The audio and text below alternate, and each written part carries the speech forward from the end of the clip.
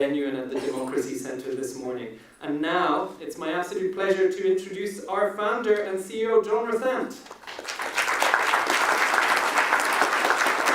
Thank you, Tim. Thank you, and welcome everybody to this 9th edition of CoMotion LA. It's amazing what we built in the last 9 years, and I think what we collectively in Los Angeles have built around thinking about new ways to move around this great city. CoMotion LA, of course, is not only about LA. We have friends and colleagues from many, many different countries from around the country, and we. CoMotion began here. This is our spiritual home. It's a city that I think has really defined what urban mobility is about. It's a place where you throw things on the wall, see what sticks. It's a marvelous hotbed of innovation and dynamism, continues to be. So we're very, very happy about that. We're also happy that we're expanding. Many of you know that we're launching the inaugural edition of CoMotion Global in Riyadh, Saudi Arabia, December 7th to 9th. And that's going to be quite an event. Among other things, the big Chinese mobility players will be quite present there in a way that we obviously can't work with them in this country. But over the next couple of days, we're going to look at so many issues around mega events, about the Olympics, about autonomy, about smart regulation, etc. And the goal is really, as the theme, the Uber theme of this year's conference is unlocking the new mobility playbook. And I hope we'll find ways to unlock some of that playbook to make us move forward in a much better way in these very uncertain times here in this country and really around the world. At the heart of so much here in LA is LA Metro, as you know. It is has massive rollout across the county. I'm delighted to welcome our friend Ray Sosa, the head of planning at LA Metro. Who'll talk about some of the things that really keep you up at night, Ray, keep us all up. So I just want to say thank you again to you, the CoMotion community, and this is a community that I think we built of public sector players, private sector players, and the whole point of CoMotion in some ways is to bring those two worlds together. We saw that this morning with the public sector pitches. So I wish you all a very, very fruitful couple of days. Looking forward to meeting many of you and continuing the good discussions. Ray.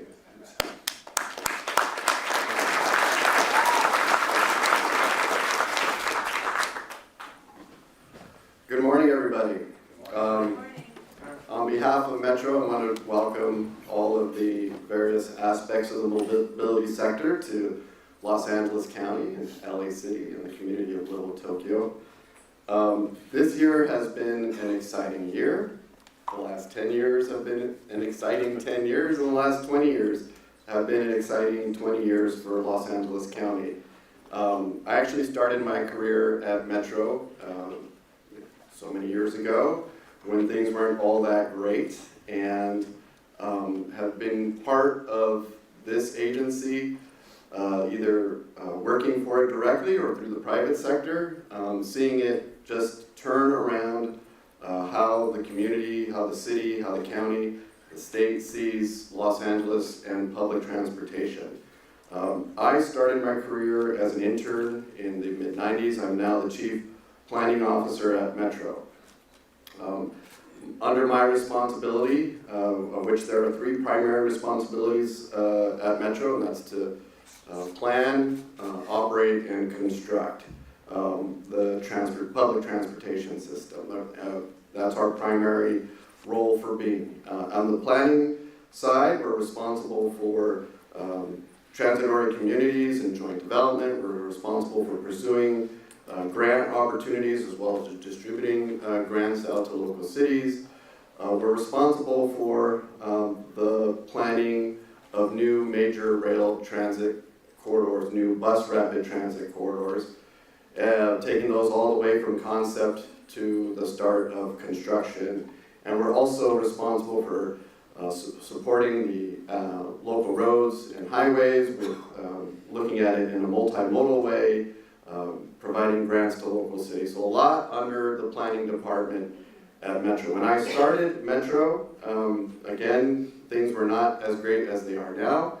When I finished my first gig at Metro, we just completed getting the East Side extension, which is now in operation out to East Los Angeles, getting that into construction. There was no major rail cores being planned. Studies had not started. I went to the private sector, and the year after, in 2007, Metro finally reinitiated planning on a number of transit corridors. So we saw, for the first time, some of these lines being conceived, some of them taken to further along in design and actually getting ready for environmental approval. In 2008, the County of Los Angeles, seeing a number of lines finally being built and operated. In 2008, the voters passed Measure R, which really reinvigorated the transit industry in Los Angeles. And with that, we saw the completion of the Expo line, so the E line from downtown Los Angeles out to Santa Monica. We saw the completion of that East Side line that I talked about. And we saw the start of construction on the West Side Purple Line, now D line. We'd love to change the names around here, as you all know. Really exciting times for all that to get started. Seeing the momentum build again in 2016, the county passed Measure M, which throttled up the transit planning and construction in Los Angeles. So with those projects completed, we were now ready to enter in construction on the K line north, on the West Side extension phases 2 and 3. We are now starting construction on another BRT line, improvements on the G line, on our existing bus rapid transit system, and also starting construction on our a new rail line in the valley, this East San Fernando Valley Light Rail project. Over the last 3 years, we've seen many of those projects in Measure R and M actually complete construction and start to operate. So we've had probably the most ribbon cuttings in the last 3 years, and we still have 2 more years to go with many more ribbon cuttings and grand openings. So we saw the Crenshaw or K-Line project open up. We saw the regional connector also open up. K-Line connects the E-line near Culver City down to it was just north of LAX. The regional connector connected the Pasadena line and the E line to Santa Monica, and the blue line, and all these different lines together through downtown Los Angeles. The station that you see across the street is one of those stations for the regional connector, Little Tokyo Arts District station. And there's now added basically 5 stations in downtown where you can go north, south, east, and west all on rail and not have to, if you're on one of those stations, not have to transfer to another station. We then opened up the LAX MTC 1 year ago, just over a year ago from today. That's the connection to the airport, soon to be connected to the LAX People Mover when that opens up sometime next year. And we've got active transportation projects that have been opening up. We have the rail-to-rail project on Slauson Boulevard using old rail right-of-way, similar to the Belt Line in Atlanta and the High Line in New York. Is probably, I think, the longest urban active transportation corridor in Los Angeles County. And we're really excited because early next year, we plan to open the D-line extension, the first phase, which will add a couple more stations to the D-line. Early being sometime between January and March. We're all pushing for earlier than March, and some are saying we're going to open it, well, not some, all of us are saying we're going to open it as soon as it is absolutely safe to open. And so they're testing trains right now. That will be followed by the opening of the next segment of the West Side Extension and the third segment, all before the games. So you'll be able to take the D-line all the way out to Westwood and the Veterans Administration. So really excited about all of these things that are occurring in Los Angeles, but we're not stopping there. We have a number of projects that are completing the planning phases. So we've had a number of projects in the planning phases when we passed Measure M, and we have more projects that are completing the planning phases over the last year or so. We have the extension of the East Side line, or the E-line, approved out to Whittier. We're now going through the federal approval process and initiating designs on that. We have the Southeast Gateway line, the longest line that we are approaching all at once. It's about 14 miles to the southeast of Los Angeles, connecting 10 different cities. That's been approved, and we're really pursuing federal funding and initiating some of the construction activities. That was approved about a year and a half ago. We are getting to points of very important milestones on the C-line extension to Torrance, or now the K-line extension to Torrance, or should be the K-line extension to Torrance once we reach that milestone. That would be something for our board to consider is the final approval of that project and that environmental document. We have, let's see, there's a project called the Sepulveda Transit Corridor. I don't know if anybody's heard of that one. That is getting to a decision point as well. We released the draft environmental document. Really had great outreach and response to the environmental document. A lot of attendance at the public hearings, a lot of attendance at the public meetings up to the public hearings, a lot of comments received. We're really excited. We also used a new platform to help people through the process of reviewing an environmental document. That became something that we're starting to use on a number of our projects. And so the list goes on and on. We've got Vermont Transit Corridor as well that we're, it's a bus rapid transit connecting the C line to the E line to the D line and to the B line, all of Vermont, and really working on that bus rapid transit corridor project. In the final phases of the NEPA process there, the Federal National Environmental Protection Act process, and like to get that open as well for the Olympics. So I can go on and on with different projects. There's still more of that coming our way. But in addition to all that, of course, we're doing all the planning for and implementation of what we need to accomplish for the games.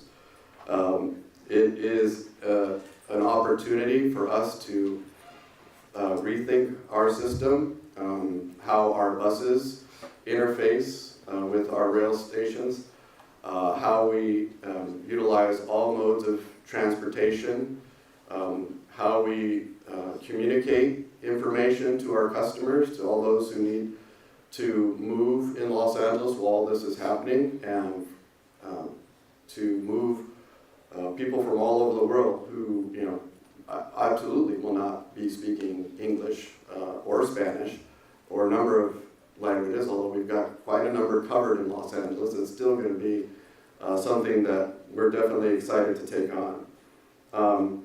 And we have a plan, and we got some other events prior to the games that we're preparing for, including the World Cup and another Super Bowl and a few other major events along with those. So really excited about that opportunity while we continue to expand our massive program.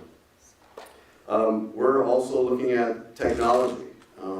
Our intent is to bring open loop payment to Metro, hopefully fairly soon rather than later.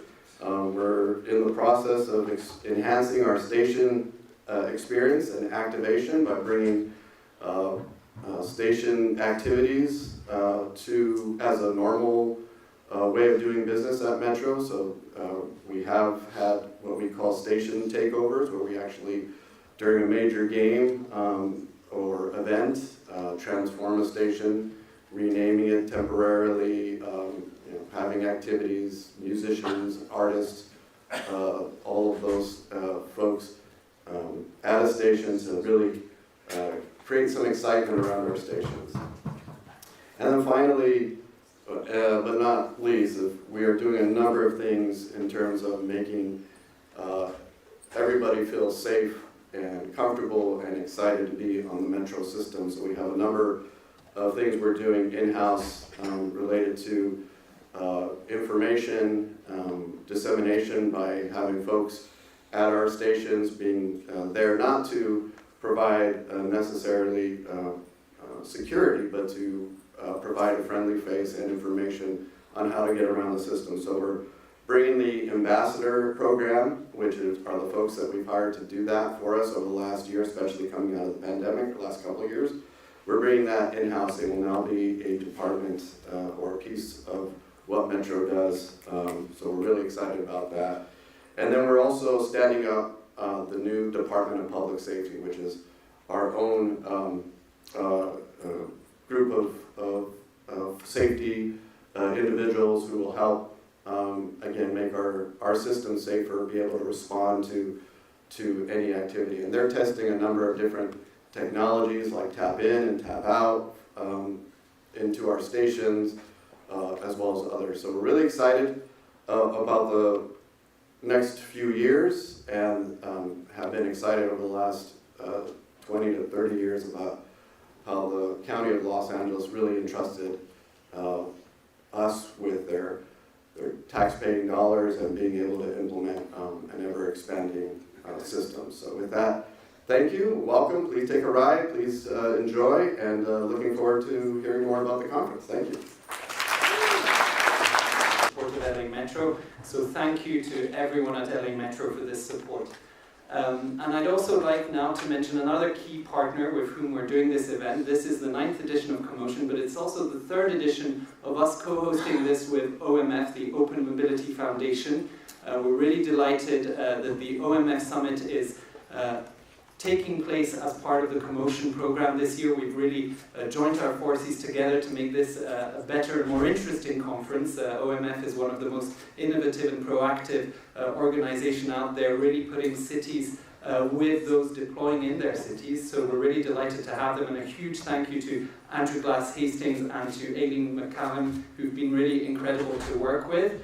They will have OMF content peppered out through the program, and including a walking tour.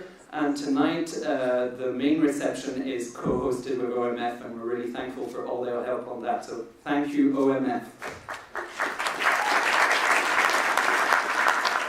And now I'm really delighted to welcome on stage for the next panel, which will be about building LA mobility legacy for the Olympics, with a bit of advice from Paris. Delighted to welcome Marcel Porras, Deputy Chief Innovation Officer of LA Metro. What's up, everybody? Why don't we go ahead and bring our panelists out and get you seated. I think I'll start here, and then I'll move over to the last chair, so save that last chair for me, Chelsea.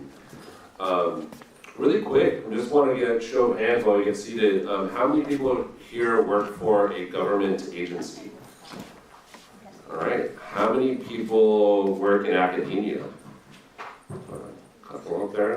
What about how many people are consultants? How many people work with, like, for a tech company or tech solution? All right, so a pretty good mix. Did I miss anybody? Manufacturing. Whoa, manufacturing? Nonprofits. Nonprofits. All right. I'm going to do something kind of a little. Well, actually, let's start with a round of introductions. If you can tell me who you are and why are you here. Thanks, Marcel. I'm Chelsea Richer. I'm a principal at Fair & Peers. We are a consulting firm. We do a lot of work with Metro and cities in the Southern California region. I've been with Fair & Peers since 2013 and have been working on Olympics and Paralympics related preparation work for the last few years. Apologies. Can you hear me now? Good. Apologies. I'm Bill Panos. I'm the Senior Vice President of Transportation for LA 28, which is the OCOG, the Olympic Organizing Committee here. And who said they were from a nonprofit? Me too.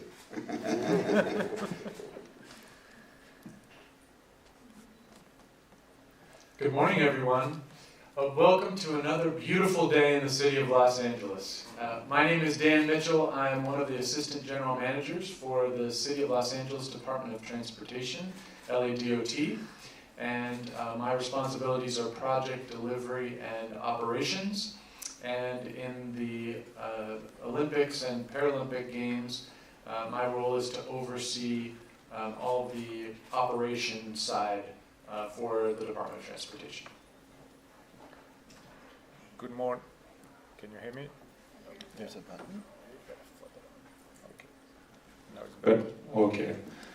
Sorry about that. Good morning, everyone. My name is Romain Arny. I work for Choose Persuasion, so I'm a non-profit organization too. And we are here to support international companies that want to set up or expand business in the Paris region. And I'm super happy. Thanks for having me here in LA. Great, thanks everybody. So as you heard, I think we're ready to really set the stage in terms of the work that we've been doing at Metro, not just Metro on its own, but with all of our regional partners at the city level, with other municipal transit operators to really continue to do and deliver infrastructure work to be ready for the 2028 games. And so I think that is, one of the key foundations. Want to make sure that people are understanding as we're doing this work.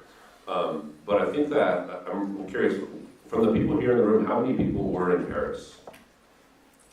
Right, so 4 out of 5. And so that was about a year and a half ago, and change. And I think as we were discussing a little bit, really I think as we all can acknowledge, all eyes really shifted to LA once those games were over. And so maybe starting with you, Dan, like how has that changed in the last year and a half?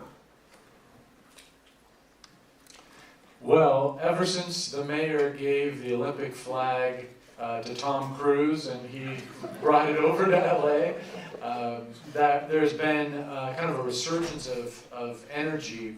I've been involved with planning the Olympic and Paralympic Games in Los Angeles for probably a decade now. But that energy really brought new focus on organization, roles and responsibilities, our legacy, and over the last year, I think really as the venues have been finalized, right? Yes. Okay, the venues have been finalized. Yes, they're finalized. Okay, good. As the venues have been finalized, we've been working with the Secret Service on the secure perimeter and working in various work streams on elements of preparing transportation for the games. I think that really seen a lot of activity, a lot of focus, and a lot of excitement. Same question for you, Bill. I mean, and Bill, tell us, you've been at this for how many years? He's asking because he knows the answer. So I've been in my position, I think, for about 4 or 5 months, something like that. And in terms of the way that we're growing, since I started, we've 10x'd our transportation staff, and we'll 10x them again in the first quarter of next year. We'll 10x them again by the second quarter of next year as well. So we are growing very fast and assembling a team from all over the world to put on and to organize with our great delivery partners the Paralympics and Olympics here in Los Angeles. We couldn't be more honored to do that. So that was the answer to your question. Yeah, that was a great one. Okay. And Bill, how's the last 4 months been? I know you're bringing on staff, but you heard Dan talk a little bit more about clarity of roles and responsibilities. I'm just wondering if you want to comment on that as well. Yeah, I appreciate that. We have an incredible group of people that is engaged in this endeavor, and you can imagine the number and types of people, both in the private sector and the public sector, that are helping put the games together. The games are going to be the largest sporting event in human history. The games will bring 15 million more ticketed spectators here than are here now. 100,000 Olympic athletes and Olympic family members. It'll involve all of the cities, all of Metro, all of LADOT. Most of you, in some way, by the way, let me ask the question. How many of you here were here in 1984 for the Los Angeles Games? Good for you. Me too. You remember how involved the communities across the basin were in the Olympics. They became involved in that games. This is going to be exactly the same way, just in a lot larger scale. Having the Paralympics, this is the first time in the United States that we've had the Paralympics and Olympics together at the same time. This will extend what is the Olympic Games by another 14 or so days. We try and plan around a 30-day window. It's a little less than that, a little more in some cases. But it's a long let me give you a statistic. seven Super Bowls a day for 16 days. 2 Super Bowls a day for 14 more days. This isn't one and done. This isn't like a FIFA event or some other event. This is a month of engagement, of resiliency, of sustainability, of mobility, and making sure everyone is safe. And so this is an endeavor that's global scale. You all will participate in some way or another. Please volunteer if you're not with us, but I think that gives you a sense of the size and scale of what we're talking about. Sure. One more thing, and it's been fun. It has been fun. So interesting. So we've heard a little bit about the city of LA specifically, which is the host city, but we know that there are many other cities that both are hosting venues, but that will also be doing their own activities. And those range in size, right? I think Los Angeles is the largest, but there's a bunch of other ones, and I know, Chelsea, some of the work that your team does is with smaller jurisdictions, so I'm just curious, what's your point of view from working with smaller cities in the region and their preparations? Yeah. I think it's been really fascinating over the last few years to see grant lists come out, annual grant lists from organizations like Caltrans. If you read through the selected applicants that were granted money in Southern California, maybe 95% of them reference the Paralympic and Olympic Games coming to LA. And so everyone is gearing up their readiness, whether they're venue city or non-venue city, they're gearing up their readiness, their infrastructure, their mobility systems to absorb all of the tourism that you mentioned, all of the visitors, and the global eyes on our city and our region.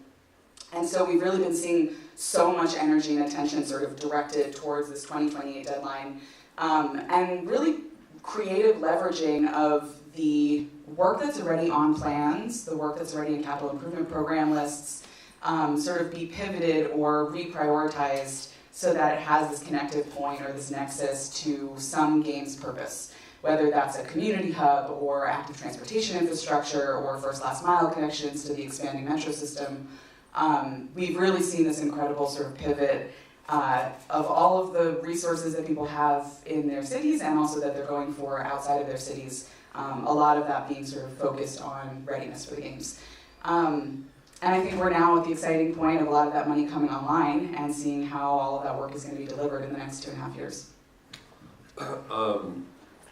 Is that a good thing, right? The reprioritization of funds for games-related events. I'm just curious, are there folks that, from an equity perspective, might not be receiving certain types of resources that are now triggered for the games?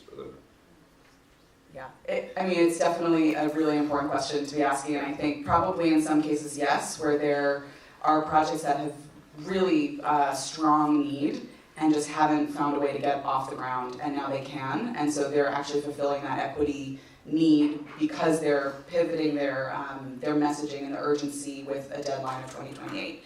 I think there's probably plenty of cases where we can say, like, that project doesn't really feel like it's serving any sort of long-term purpose for the mobility of our region, but I would say that it's not the vast majority. Like I said, it's a lot of lists and projects and plans that are already passed by jurisdictions, and so it's just picking and choosing the ones that are going to be the most useful for both the legacy of the mobility systems and transportation networks and serve the purpose of getting ready for the games. I wanted to ask a question because I know people are probably thinking about it, right? I know that, and I think my boss might be here or she'll hear about it, but Metro, I think, has really focused also on their mobility concept plan around really centering equity, right? And so when we look at the work that we've done and the list that we've created, it really is, does this project serve the games? Does it leave a legacy? And is it also addressing equity in it? And so, but it's good to hear, and it's good to kind of continue to have that conversation. And again, I think what I'm observing is folks are using the opportunity of the deadline to create prioritization to deliver projects, even if they're maybe not for the games, they want to throw the game sticker on it. And I don't think that's a bad thing, right? And so I'm curious, we've talked a little bit about Los Angeles and what we're doing right now to prepare, but I wanted to kind of turn it over to Homad to really talk a little bit about, from when the games were hosted, which I think by all accounts, specifically from a transportation perspective, was a home run. It was like a Dodger World Championship type of event. And so what have you seen since, right? And what is the legacy from the games and the work that you all did in Paris? Thank you, Marcel. I'm not a huge baseball fan, but I get the comparison. Maybe just to start by saying that you don't build a useful legacy if you don't have a long-term vision and strategy, especially in transportation.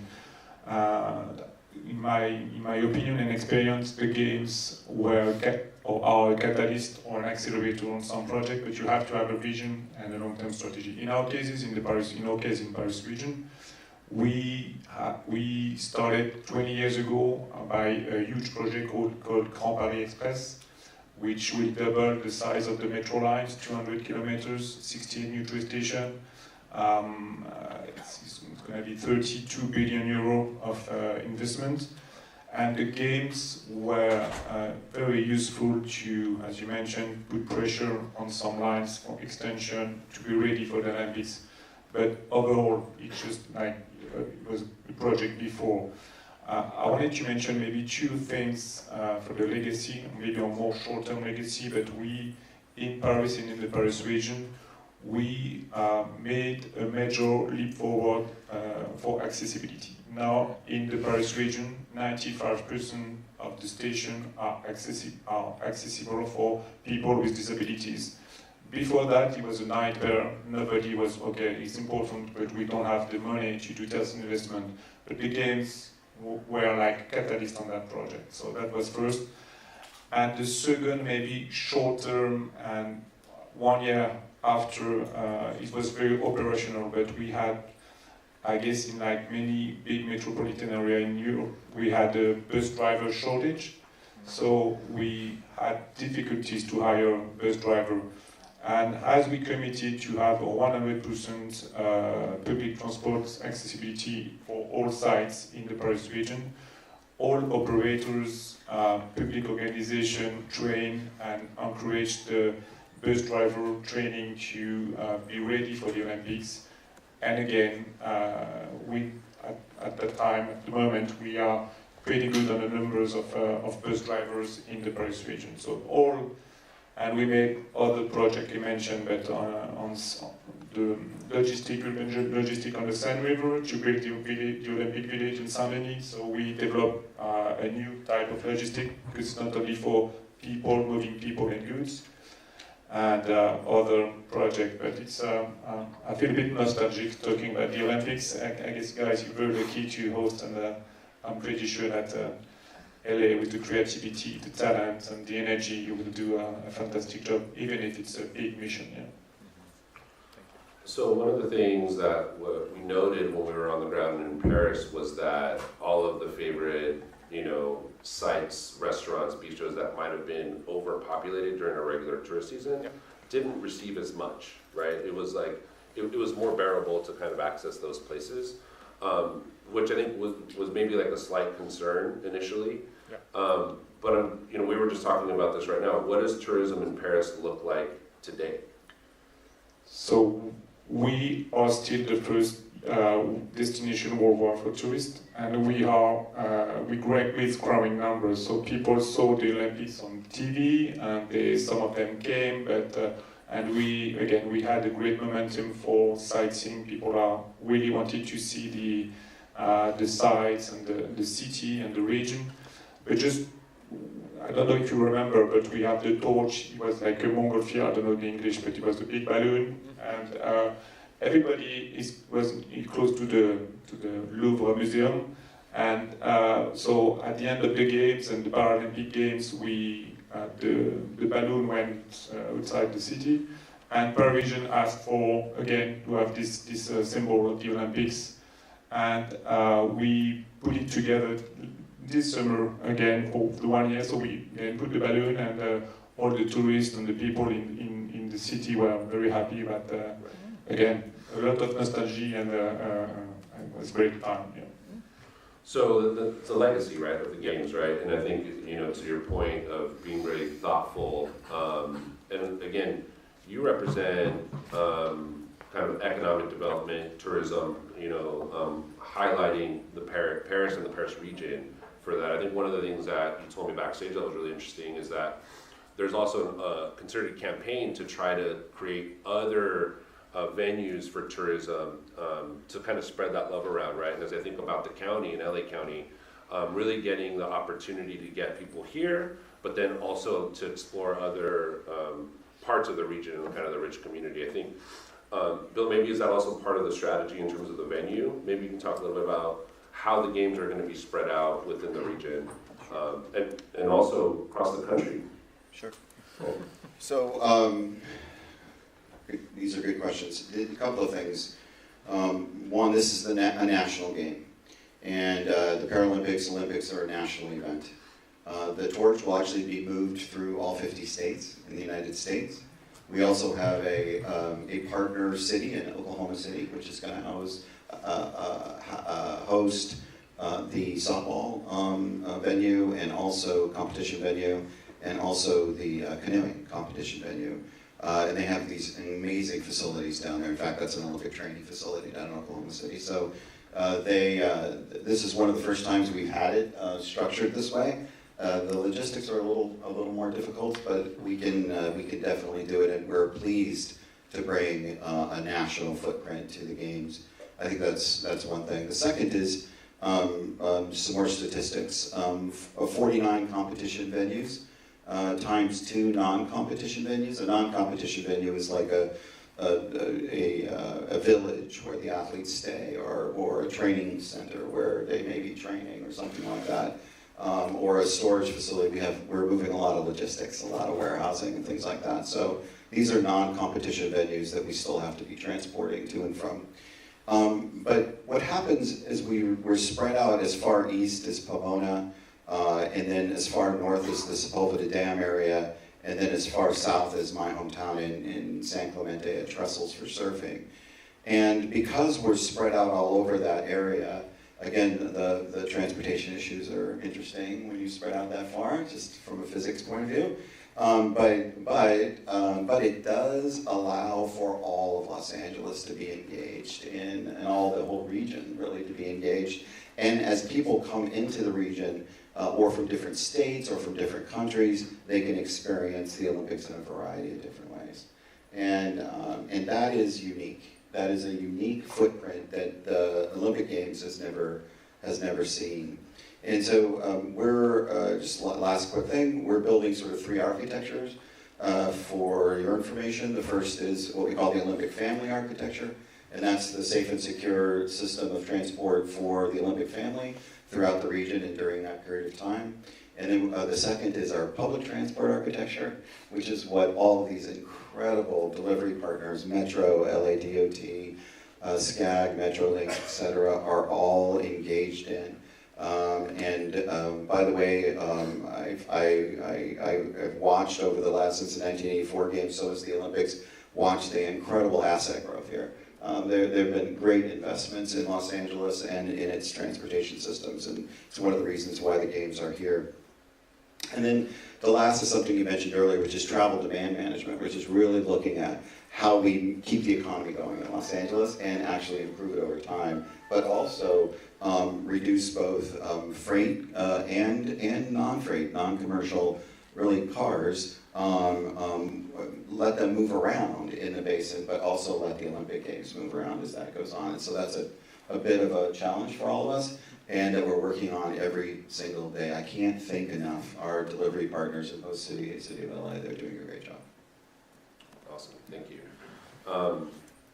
So we went back to Paris a little bit, and for those of us that were there, I'm just curious, Chelsea, like, what was most memorable for you? Like, what did you see them do well, and some things that we might borrow here in LA?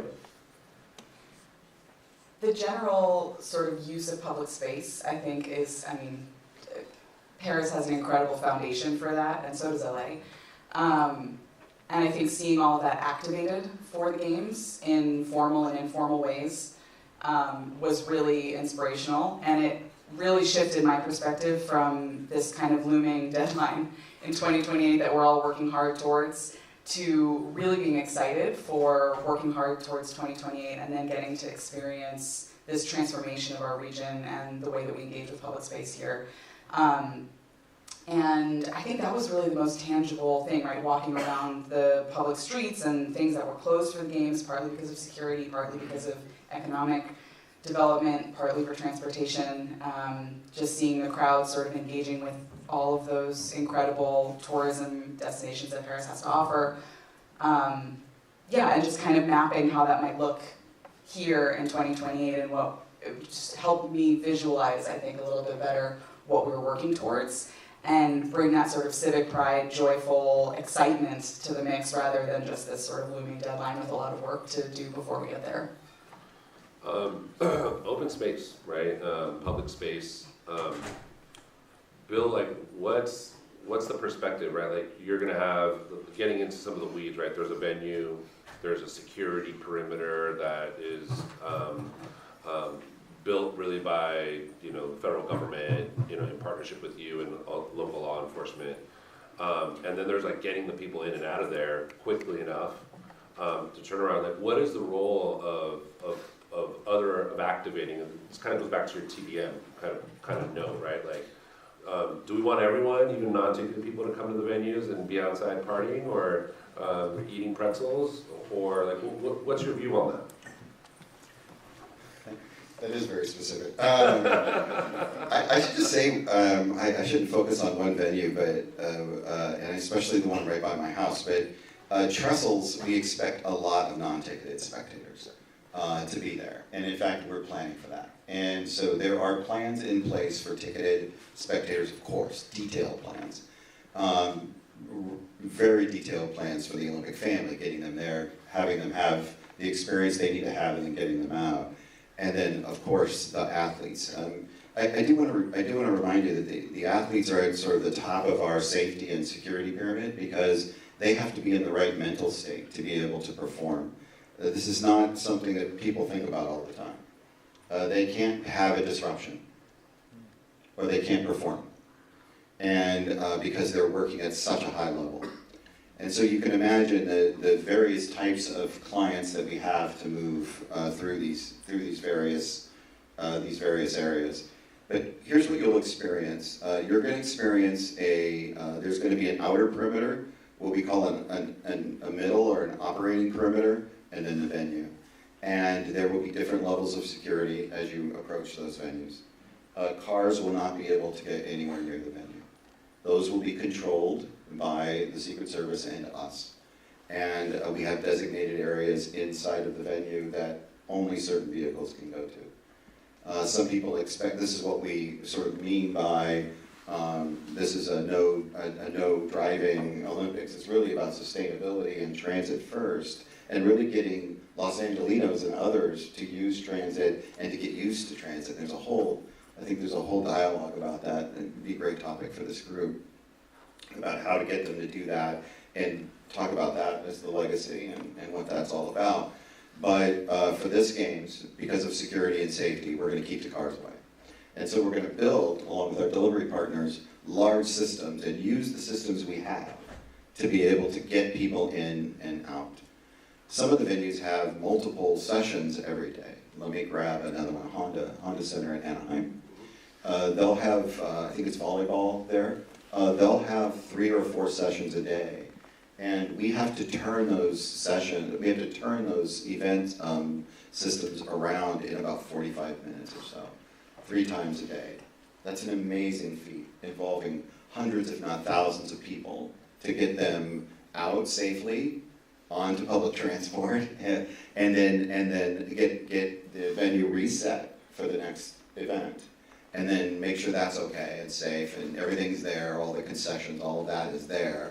And then bring a whole new set of people in safely and securely, and then do that 3 times. You can imagine the logistical challenges that we're under and why we need so much help from all of our partners. And they're stepping up. I've said it a few times, I'll say it again. They are stepping up all over the region, and certainly even in Anaheim as well, and Orange County, and they're just doing a great job up here in Los Angeles and there as well. So.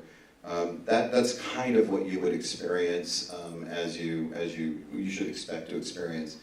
Same thing in Long Beach, same thing in Exposition, Inglewood, DTLA. We have a number of different venues that have multiple sites. So, and Exposition, you should be able to walk around, and there are other things to do other than see the event, of course. And so you'll be able to, once you're in that secure environment, you're fine. And you can walk around and do all the things that you need to do, very much like Paris. And this is how all the Olympics are structured, by the way, so that you can do that while you're there. Thanks. Thanks for that. And so I think that, as we talked about earlier, there's many different cities, and the way they're approaching it, could differ from city to city. I know that, we in the city of Los Angeles, and I say we because I'm a resident, have a lot of open street events such as Ciclovia. I'm wondering, Dan, from the city's perspective, what is the role of an open street event, in terms of coordinating the games, right? And maybe managing demand or just creating opportunities for celebration. Well, one of the things that I loved about the games in Paris was the Olympic spirit. And the excitement and the general cooperation and pleasantness and all that, and the celebration sites they had were fantastic. And our streets are powerful places to activate that. And the open streets events that we've had in Los Angeles over the last decade have been one day at a time, amazing examples of that. Just transportation joy, and so we're looking to include that in the 2028 games as well. In fact, our partners at Metro recently had an opportunity, a funding opportunity for that, and I think we were recommended for quite a few of those events. So we see the open streets events as certainly opportunities for celebration, opportunities to be part of the excitement while you're getting from one place to another. And while some of the streets need to be closed already for security purposes, that kind of facilitates that.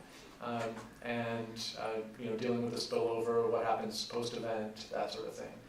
So we're very excited about using our streets to help build that Olympic spirit and allow people to be with each other in during the games, just as they were for the Dodgers parade recently. We saw that, when we closed those streets to cars and opened them to people, and in this case, sure, we had some baseball players on some buses, but people came and people got excited and people stayed afterwards. And to bring in 250,000 people on a Monday morning and just to see how excited they were for a sports team, that was just one. And now imagine all the events that we'll have at the games, and it's just really exciting. Looking forward to that. Thank you. Just to add on to that, as Dan mentioned, Metro did release a funding opportunity and it's oversubscribed, right? So it's a great place to be in, right? With a lot of, and from what I understand, very geographically diverse applications were submitted, and that's the open street kind of call. There are also going to be other opportunities, and maybe Bill, you can talk a little bit about like what does LA28 looking to want both official fan zones, right? But then also like the difference and watch parties, right? Which is I forget what the brand is for that, 28 or something. Yeah, I don't want to say and I'll be wrong because they remember all of this is in play now. So we will have fan zones. There will be. I just toured an area at LAX that's going to be an Olympic sort of fan zone like area as people arrive in our arrivals and departures area. And so I can't recite, I don't want to be wrong, the number and where they are and those kinds of things. But if you think about the diversity of the type of events, just the road events alone are going to move through all of Los Angeles, the west part of Los Angeles, and they're not on the same track, so they're all on different paths, and so all of those communities are going to be touched by the Olympics, close to their home. I mean, very close to their homes and businesses. And so I think, and then there will be obviously the places that you go to see an event and that kind of thing. And again, we're thinking about all of the aspects of that, not just being at the event, but going to the event.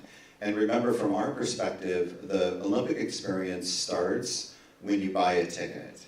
The physical experience starts when you land, if you're coming in by plane. And so we want to start having them have that experience at that moment. And so for us at home that are, if we buy a ticket, we want that Olympic experience to start with that app and all of the things that are available, so you can see a variety of different things and that you can go to and you can attend. Also, there is a huge amount of commercial partnerships that are you can imagine this brand attracts global commercial partners that'll also have events and sponsor events. Those have not been announced yet, so you'll see those all over the city. And then obviously all the cities. I'm speaking to some city managers later on today, and they are all the city councils and city managers from all over this region are very excited about having their own event for their own community, a sort of a town focus, because all these communities are so different, but in their community, their way, but Olympic themed.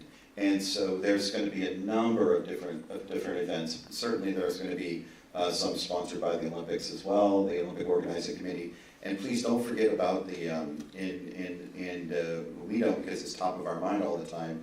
Remember, it's a month long, so we've also got all the Paralympics. We're going to be bringing in all new and commercial sponsors around Paralympics, and we're going to have new fan zones around that. And by the way, through all of that, through all of our architectures that I've described to you, through all of these fan zone events, through all of the competition and non-competition venues, accessibility, equity, accessibility, having the games for everyone is the key.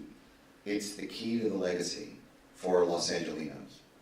And so we are deeply planning, and so are our delivery partners, deeply planning these things in very detailed ways to make sure everyone can participate, everyone can go to whatever small event or big event, a neighborhood event or a large block event down the street because it's been blocked off for pedestrians.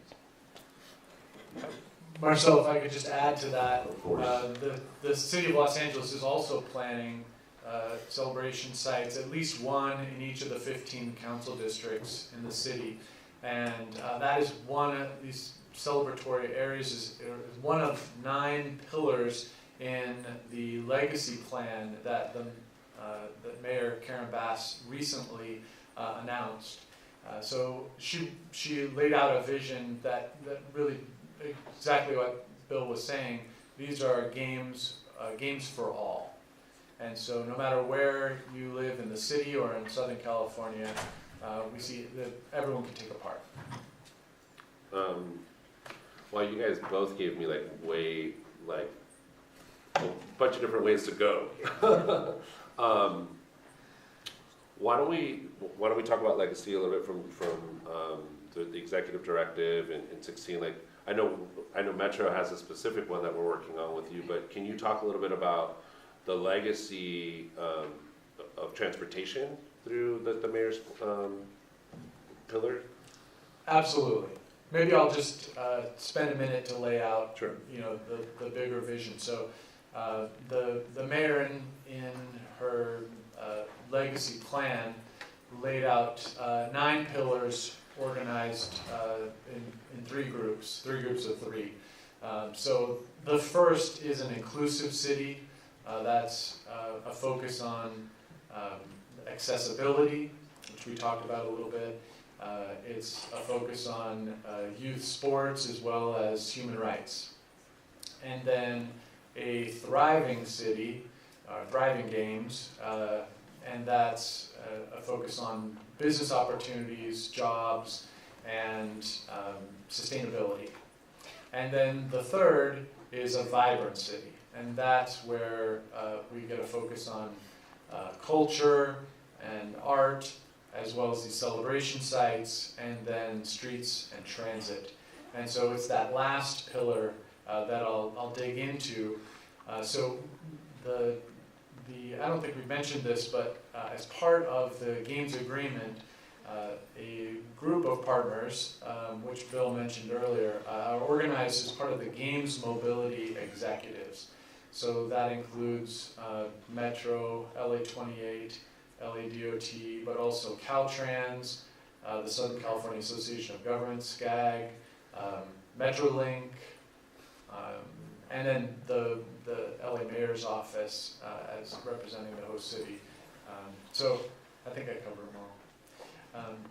And so the Games Mobility Executives, which started meeting many years ago, are organized into various work streams to help deliver transportation for the games. And supporting that is Mayor Karen Bass's Executive Directive 16 that she recently issued that formalizes an Office of Major Events for the city, and then directs all of the general managers to report to that Office of Major Events for planning and operations for the games. So that sets the structure up to support delivering all the city services that are necessary. And with regard to transportation, there's a working group focused on city mobility. And in that, there is a direction to help move along over 50 projects that have been identified to help support the games, from mobility hubs to venue approaches, and first and last mile projects, and as well as the integrated transportation management through our coordinated signal systems and so forth, which has been a legacy in Los Angeles from the 1984 games through our ADSAC system. Awesome, thanks, Dan. Technology. I feel like a lot of folks are here in the audience being like, well, how are you leveraging technology for the games? I think also you mentioned some of the commercial partners, Bill, that you have on board. I think there have been announcements ranging from Archer in terms of aerial mobility, Uber for the rideshare partner. Just Wondering, Bill, if you can talk a little bit about the role of technology for the games and how it's going to be used to like really enhance the customer experience. You talked a little bit about buying the ticket, right, or landing at the airport. So just curious to hear from your perspective how technology is going to play a role. Yeah, it's an interesting question. First of all, the commercial partners bring an element of technology to bear that we would not otherwise have without them. And we are challenging them now as well to do more than they thought that they could do as they come in and are commercial partners. And that's always been a part of the games, in Paralympic Games and Olympic Games, has been these incredible commercial partners bringing technology. The other is the games themselves sort of demand new technology constantly because of the sports. And sport demands, and with these athletes, it demands the use and development and innovation of new technology. Not just measuring technology, but technology around improving their performance, and in some way. And there are, there are actual long-term lectures that folks give and people study all of the technology that can be applied, nutritional technology and training technology and technology for specific sports, all of which are constant flow in the Olympics and Paralympics. And it's quite something, by the way. I wasn't aware of how large the technology component is inside of global sports. So with that said, I can give you a couple of examples here. Well, I specifically like technology around mobility Sure. or around customer experience, how people are going to get to the venues and stuff like that. Sure. So let me, you mentioned a couple, so let me talk about a couple that we've started with. One is Uber, and you brought up Uber a second ago. As you all know, Uber is a ride-sharing that we all use, a ride-sharing, as consumers, we see them as a ride-sharing sort of company. What they really are is that, for sure, but they also are a very, very large technology company.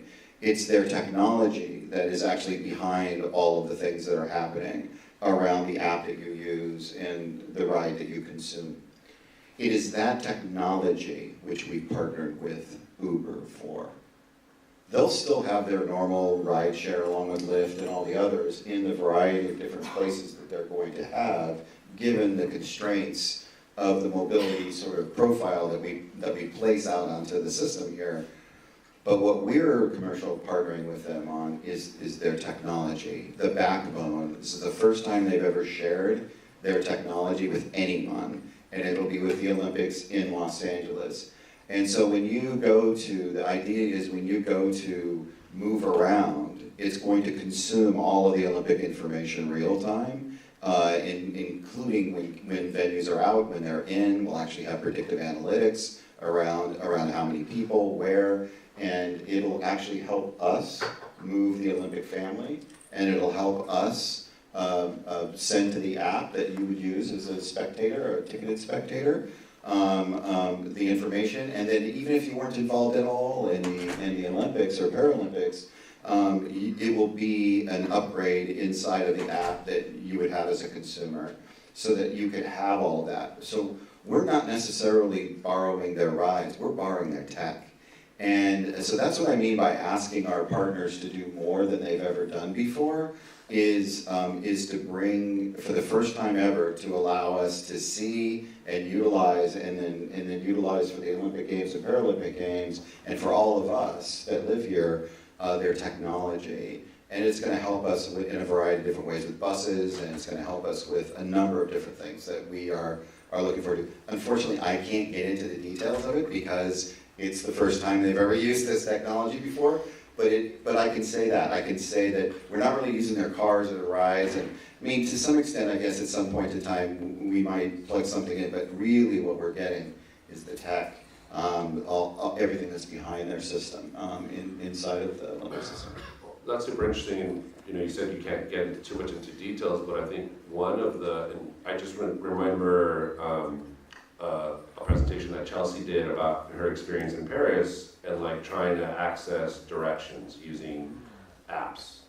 Chelsea, you want to talk a little bit about that? I'm curious, like, because I have a lot of questions on the Uber stuff, but I feel like it's so related, right? Because what if you aren't using Uber? Do you get access to that data for that? So Chelsea, you want to talk a little bit about what you saw? Sure, just a quick anecdote. When I was in Paris, and then a colleague was in Paris for the Paralympics after I was there earlier, and we both had the Olympic app, or the Paris 24 app, which gives you directions and connections, real-time closures of the stations and road closures, walking times and distances, checked that against Google Maps directions, very similar, incorporated and ingested some of those same street closures and station closures.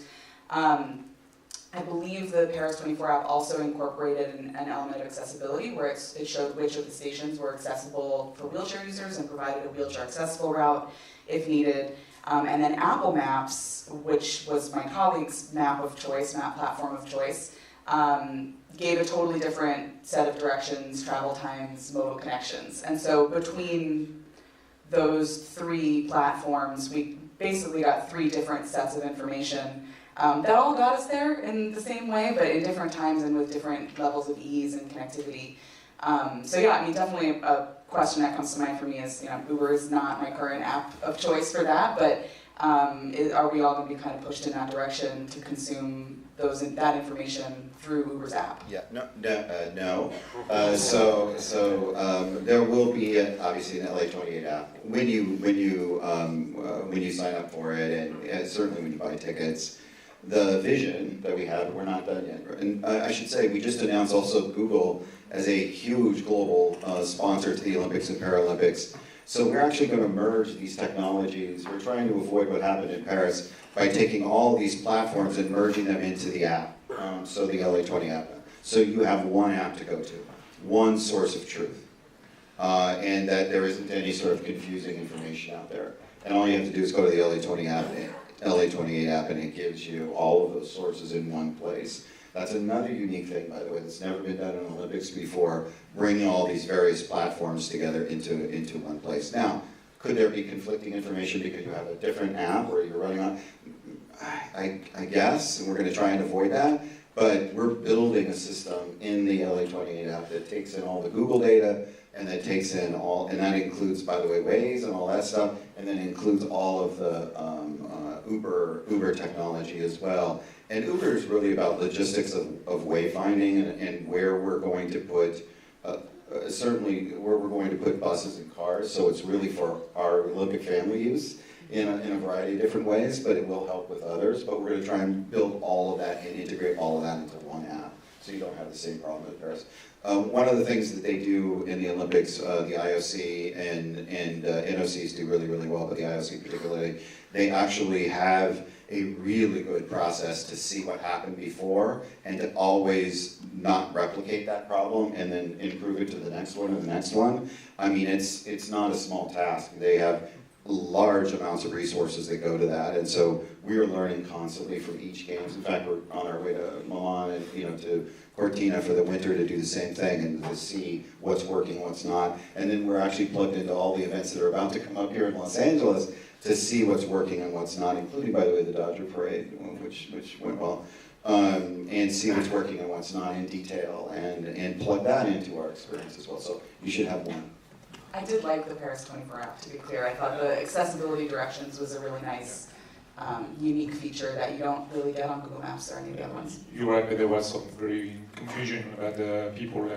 The trust was the official application, but Marcel, can I chime in on that as well? Please. Yeah, and I think that my experiences in Paris was similar. I think even the transit agency had their own app as well, so there were lots of different sources, and it wasn't necessarily right or wrong, just different ways to approach.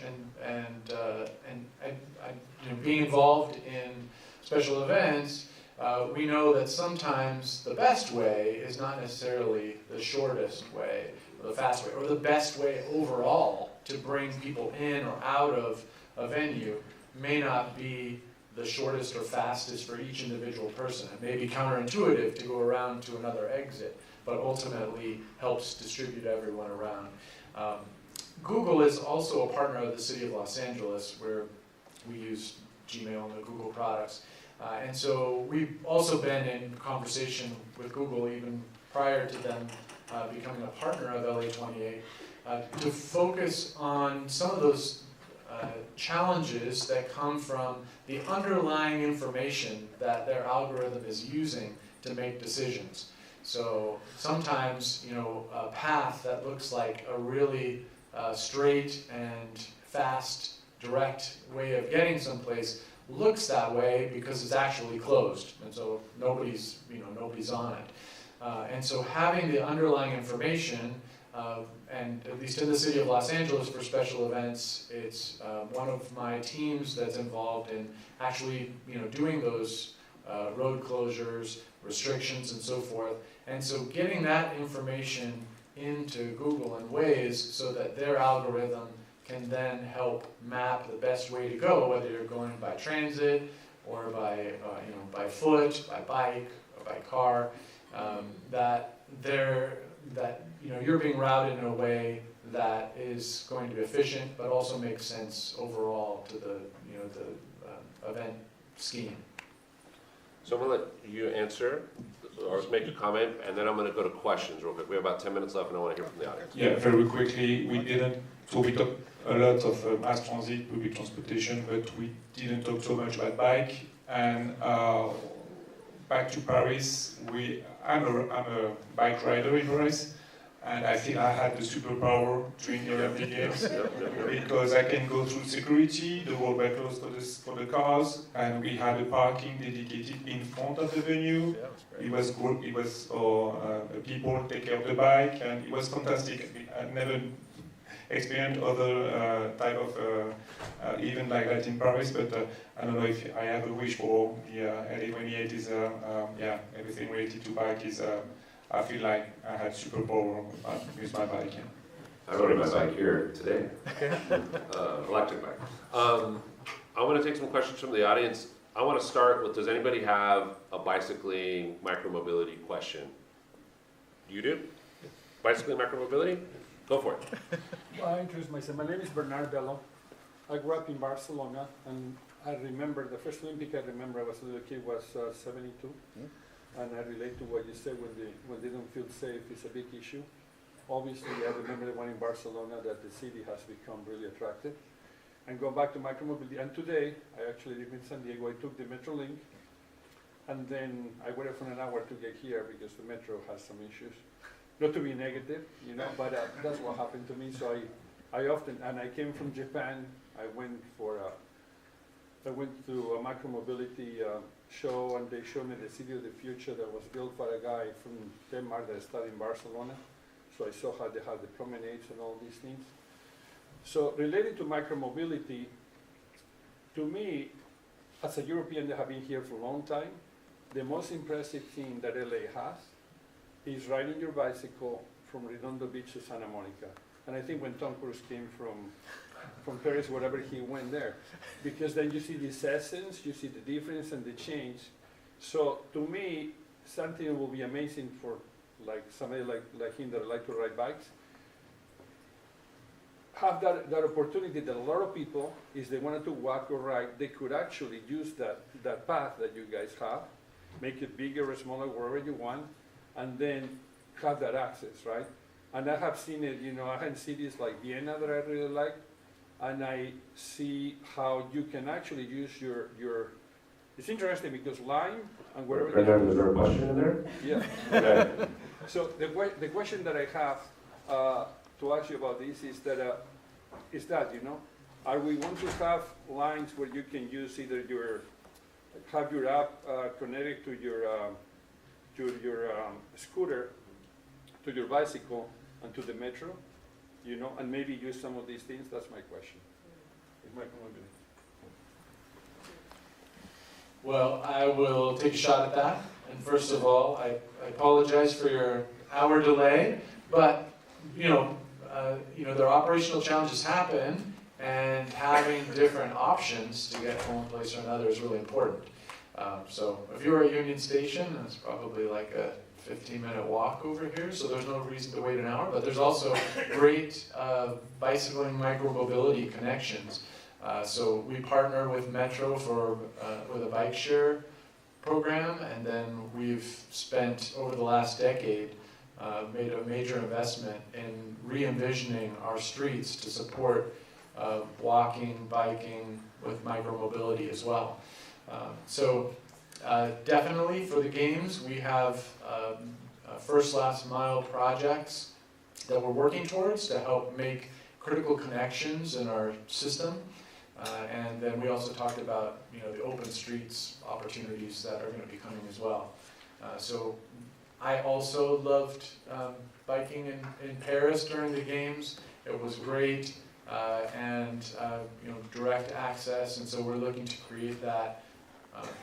We probably won't be able to accomplish exactly what they had because our city's a little bit more spread out, but with the same idea, to give people options to get to the games, around the games, and to celebration sites and popular areas, in a way that helps bring them joy and celebrate the games. Awesome. Any other questions?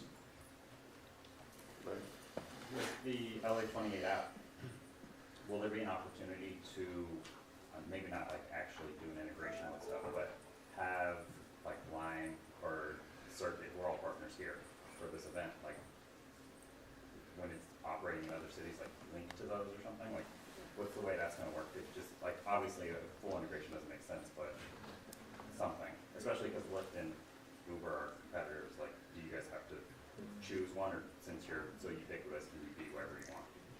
Yeah, the intention is to have all of the mobility options available on the app, so that you can choose. The idea is choice here, and so if you're wanting to walk, bike, take a scooter, an electric scooter, drive whatever, take transit, that you have clear understanding of what the current conditions are, and where to engage that transit, whatever it is, and that mobility, whatever it is, and it watches you as you go, so it makes sure that you have a continuous feed as you go. And one of the things I wanted to say is that we're going to mark, like, the updates are going to be in seconds, so it's not going to be like, it updates once a day or something. It's going to update constantly, and you're going to see the last, when the last update was. But again, we're putting all that together now, so I don't know exactly how all of that's going to work, but we have a large transportation component in that architecture that we're building through right now. Yeah, it'll include micromobility and accessibility, by the way. I feel like it's like a cliffhanger. Like, you're gonna have to come back here next year to get the update, right? Yeah. Tina. Hi. Quick. I'm going to pretend like I don't know a lot of the answers to those questions, but one in particular, Bill, you're talking about this app, which I know I have a great vision for, and it sounds like it's going to be able to do some wonderful things, and I'm so grateful for it. I know there's a lot of competing apps, people wanting to, put together their own app, Olympics related. You talked about this app is going to have all of the various mobility aspects involved, incorporated into it. Will it also have the ability for payment in there? So, like a pass, for example. Yeah, this is a really good question. As it relates to transportation, I'm not sure yet, and I'm not sure with the extent to which we are going to do that. You certainly are going to be able to, buy tickets and other Olympic things through that. So we have the foundational platform there to do some of that, but we're not through all of our, not just design of the tech, but also our agreements with all the partners yet. And so as those come online, our goal is to make it as easy as possible. Our goal is to make it a single source of truth. Our goal is to make it, if we can, as much as we can, a one-stop shop. We have lots of really good models to go by from other Olympics, and so we're gonna copy what worked, and what didn't work we're gonna improve upon. But all of that said, we should see something in the first couple of quarters of next year for some sort of an app. The reason is tickets go on sale. And once they go on sale, that we need to have as much of those components together as we can. We will fill in, obviously, as the months move along, but I think you'll get your first vision of that when tickets go on sale in the first, I think you can reserve in the first quarter, and then they go on sale actually in the second quarter of the year, next year. And so you'll see more about it then, and then we'll keep working on it. And as we get input from y'all, we'll try and design it in there as we go. But we're trying to, one source of truth, one app to do everything, and obviously there's going to be lots of choices out there, but and to try and do everything in one place, yeah, that's going to be our intent. And I think to add to that, right, like, I know LA Metro, several other GME members, they also care about the legacy of these things, right? And so, as someone mentioned earlier, we're really moving towards open loop payment. We are doing an app consolidation ourselves. We're in the middle of that process, selecting kind of the vendor. But the idea is that we're working in lockstep with LA28, you know, and we're saying, hey, this is important to us, and you know, as long as legal mumbo jumbo doesn't get in the way, like I think we want to make sure that there's a legacy of the experience that people had, not just for those who had tickets, but who wanted to come, who came to LA for the first time, because that's the number that's not really talked about a lot. There's 15 million tickets. Ticketed people, but then there's also all the people who just want to come for the event and be around, right? And so I have, are we at time? Or we got time for 2 more questions, no? One more? I'm gonna go right here, I'm sorry. Is it a question? Yes. All right. I'm Sharon Toji, and I'm a voting delegate for over 30 years on the American National Standards Institute that writes standards for accessibility. And I'm very curious. I feel I have knowledge, hopefully, to impart, because I've always said if I can ever find a correct restroom sign any place, I'm going to break out to Champagne, and I'd like that not to be the case for this Olympics. So I'm here to help. How do I best get a list, a contact list of people like you, so that I can I will connect you. talk about this? And is this from you, or I need to take the information right? So there that's my is, question. part of one of the subcommittees for the GME is there's an accessibility subcommittee, and that is being led by the City of Los Angeles Accessibility Coordinator. Metro also has an accessibility plan, and so that's where a lot of it is happening. We've presented to the US Access Board and provided updates to them, but I think that's something that we want, it's an ongoing conversation until we get there. And I'm going to take this last question because she was very patient. Okay, thank you. Yeah, I'm interested in this, using the Olympics as a driver for behavioral change. So I wonder if there's been if you have measured any changes in model split in Paris, long-term effects, and if you are expecting any such in LA. Well, that's certainly our focus. It's our hope that we can show people, visitors and residents alike, that there are better, more efficient, more enjoyable ways to get around, and that transit isn't just a last option if you can't afford a car or your car's not available to you, but it actually can be bicycling, walking, and a combination of those can be a wonderful way to get around the city and leverage the investments that LA Metro and the City of Los Angeles have been making over the last decade. I wanted to add to it. My family's been here since the 1920s, and I never rode public transit before now. And I have to come in from San Clemente every day into downtown LA. I ride the MetroLink, and I also ride the A-Line, the Metro A-Line, to my office, to the front door of my office, or pretty close to the front door of my office. And it's the best thing I ever did. I can relax, I can work on the way in, work on the way out. I have a better frame of mind when I get to work. I have a better frame of mind when I get home from work. It is so much easier. I feel safer because I don't have a lot of, sort of anomalies going on around it, or risk anomalies going on with trucks and people and cars doing crazy things on the road.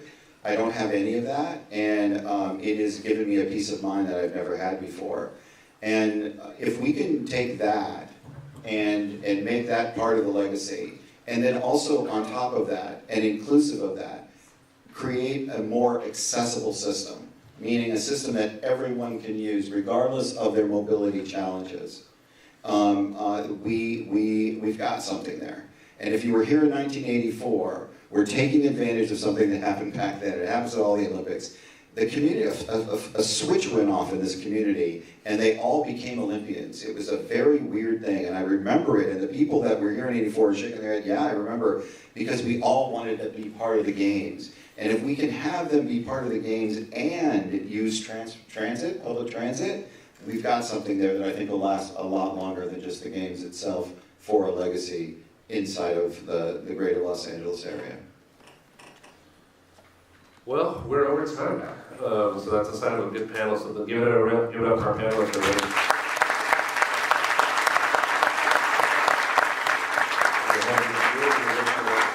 Thank you so much. Thanks, everybody. Thanks, everyone. Appreciate it. Great panel. A lot to look forward to. Folks, we are going to roll right into our very next panel. Just a couple of quick housekeeping reminders. Want to remind you, across the way, we've got exhibits. We've got some great other panels as well as workshops. So give everyone a moment just to settle in their seats. We're going to go ahead and start with our next speaker. We've got Johnny Cohn. He's the CEO of iPhone. I use it in South Florida where I am. It makes it so much easier to go ahead and park seamlessly, easy to go ahead and store my information in my phone for all the different cars, unfortunately, in my house that we have. It makes it very, very easy to go ahead and park. So I want to get everyone's attention, please join us for just a moment, the future of digital mobility payments with CEO Johnny Cohn.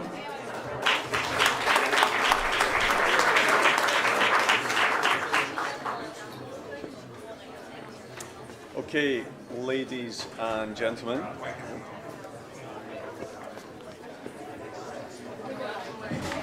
There you go. Ladies and gentlemen, good morning. Good morning. We've got a very participatory audience this morning, which is good because I'm going to open with a question, so please do be brave, don't be shy. What is the first thing you did this morning? So when you woke up this morning, maybe in your own room, maybe in a hotel bedroom somewhere, what is the first thing you did after that moment in which you open your eyes? Who wants to? Turn off the alarm clock. Is that what you said, sir? You were on the phone. Turn off the alarm clock on the phone. Absolutely. Anything else? Anyone else? Maybe someone didn't need an alarm clock to wake up. Maybe you're one of these people that just springs awake in the morning. Go to the bathroom. Go to the bathroom. Okay. Thank you for the openness. What do most of us do?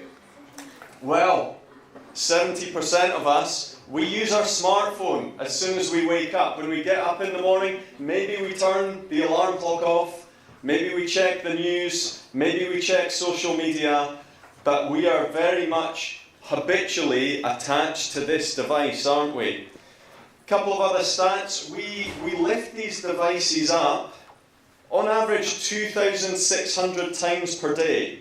Can you believe that? 2,600 times. If you're a heavy user, probably like me, I hate to admit it, it's probably closer to 5,000 times per day. 78% of Americans, I don't think Americans are unique in this respect, but 78% of Americans have reported feeling uneasy leaving their phone at home. Have you ever seen a teenage girl leave the house and suddenly, as she crosses the threshold, realise, I've left my phone? And there is no way she's going any further without having that phone. Now, that's not just restricted to teenage girls. Us adults are exactly the same. We feel very uneasy going anywhere without our phones. Last stat, just to share with you today, over half of the internet traffic, almost 2/3 of the internet traffic, is generated from our mobile phones. Ladies and gentlemen, we are so attached to these things, aren't we? They are a crucial part of our life. They're the first thing we do when we wake up in the morning in many cases.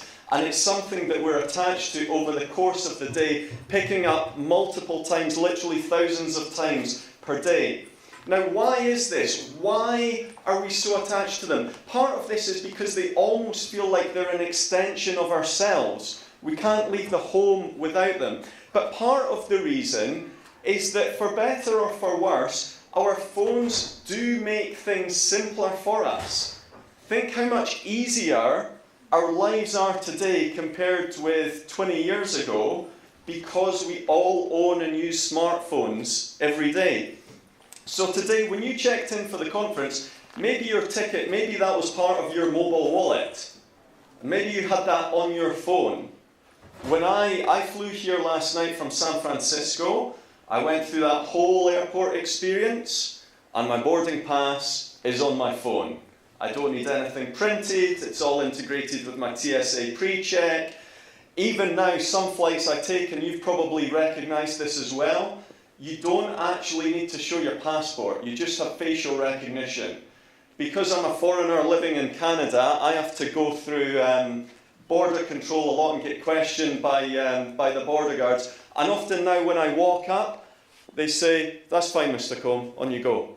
I don't even hand over my passport. So our phones have made things really effortless. When I was in San Francisco yesterday, I used for the first time a Waymo. I'm kind of embarrassed it's taken so long for me to kind of get with the program. Just by show of hands, who's used a Waymo or some other form of like, aren't they just the best things ever? Like, when Uber came along, we all thought, wow, this is amazing. You know, so much friction out of that journey has been taken out. And then all of a sudden, you use a Waymo and you're like, hang on, this has just gotten even better. There's like even less friction, and I cannot wait until we have Waymos in my hometown of Vancouver. How else have phones made our life effortless? Well, navigation, we just don't think about this anymore. So I remember a long time ago, in fact, it was 2012, I cycled from the south of England to the north of Scotland with a friend of mine, because I was much younger and I didn't have children, so that's the kind of stuff you can do when you're at that stage in life. Now, how did we do it? We used this thing called a map to navigate our way. Now, if I were to do the same today, A, it would take me a lot longer, but B, I would have no use or no need for a map. I literally bought a big atlas from the gas station and I cut all the pages out that I needed, and I kind of sellotaped that to the top of my my bag on my bike. But navigation now, it's just so intuitive. We go to our phones. In fact, some of us, when we travel around, we don't even really think about where's my hotel, where's the conference centre. We just pull up our phone, click, oh, how far it is, will I walk, will I get a Waymo, Uber, will I get an e-bike? And so we're relying on these things for navigation as well. So phones make our lives a lot simpler, a lot easier. Now, I realise I'm stood here in LA, I'm stood in the city that is going to host the Olympics, that is going to host the World Cup. And these are hugely exciting things, but I know what you're all really excited about is to learn more about parking. And in particular, parking payments. That's probably what you feel most passionate about, like me, as we think about all these great things that are going to happen in LA. So please just bear with me as I walk you through the evolution very quickly on the evolution of parking payments, how that has changed, but more importantly, where we're going in the future, because the best predictor of the future is the past. And so parking started the coin era. Do you remember that? When you would have the coins and you would be filling the meter full of quarters, and you'd be running back to the meter to stuff it full of more quarters when you realised you were running out of time. And what was really interesting in the industry in which I'm in is that COVID did an amazing thing for these parking meters, because all of a sudden folks weren't so happy about touching the big metal box in the street that everyone else is touching. We got an awful lot less comfortable with that after COVID. And so some point kind of in this journey, we went from the coin era. We also had the kind of pre-app era where you would have an IVR. So do you remember when you used to phone up and you would punch in your location code and you would put in, you know, this is my license plate, and you would say your license plate. And if you're Scottish and you live in North America, that's really difficult to do. So fast forward a bit more, what happened next? Well, there was the app evolution, of course. And so mobile apps came to the market, a high level of convenience here, being able to extend for anywhere, getting those notifications before your parking is about to run out. And so businesses like the one that I lead, we do millions of transactions a day. We have millions of users all across the globe who do this, and it's become a new norm. Now, what's really interesting though is this doesn't stop here. As with any technology, it continues to evolve. So what's one example, and in the limited time that we have today, I'll talk about one example of where this is evolving. Well, we were approached by a car sharing company in Germany, and they said, hey, the parking experience when you're using a car share is full of friction. It's really horrible. You might be a visitor to the city, you might not even be from that country, and so the whole parking experience is really horrible. And they said, can you build us a completely frictionless parking experience? Because all these vehicles in this fleet, they are all connected, and therefore there's no reason why we can't start a parking session, stop a parking session, and figure out all the rights and rates and all those kind of things without the driver even knowing it. So that's what we did. That's what we went ahead and built. So now when you use this car sharing offering in Germany, you get in the car, you go on your journey, you park the car, you maybe go to the cinema, you go to the shops, you do whatever you're going to do, you get in the car, you drive away. That parking session, you don't even do anything. There's something going on in the background. It's all happening in the background, powered by our platform through a truly frictionless experience. And the reason that I think this is quite profound for us as a company that's built a large global business based on doing lots of transactions through the mobile phone is actually this is now a move to taking the phone out of the equation. Because if the future is frictionless, and if part of the reason we love these devices so much is because they make our lives so much easier in so many ways, what's actually happening in some areas is no sooner have they made our lives easier, no sooner have we had the situation that we no longer need to fill the meter full of quarters because we use an app, that actually this in some cases will become obsolete. And that's the kind of paradoxical thing about technology sometimes. It makes itself redundant. It disappears into the background. And so when we think about the way that mobility is changing, we can see that there's these kind of blurring of boundaries, and we can see that as these various mobility services are joining up together, whether it's me getting my Waymo or this car share that I mentioned, that all of a sudden the car sharing, the parking, all of these things are kind of merging and joining together. And that's going to keep on happening, and technology is moving at such a pace that I don't see any sign of it slowing down at any point in the future. So in some ways, as it relates to parking, because as I said, I know really, yes, the Olympics is exciting, yes, the World Cup is cool, but really what we all want to know more about is parking. What does the future of parking look like? Well, a big part of what we believe that looks like is actually completely touchless. Touchless kind of resets the standard of what a frictionless experience is like. Just in the same way that we spent all those years using the Ubers, and before that we even used taxis. And my kids don't actually understand what a taxi in the kind of traditional sense involves. They have no notion that you would phone someone up and give them the address and explain where it was. They just, for them, taxi and Uber are synonymous with each other. So just as quickly as we saw that transformation, we can see the Waymos are here, and it's very much a part of, if you want to move around in San Francisco, that is the number one way to do it. And so this notion of touchless, frictionless is really setting the standard, and we will see that continue to pervade in parking.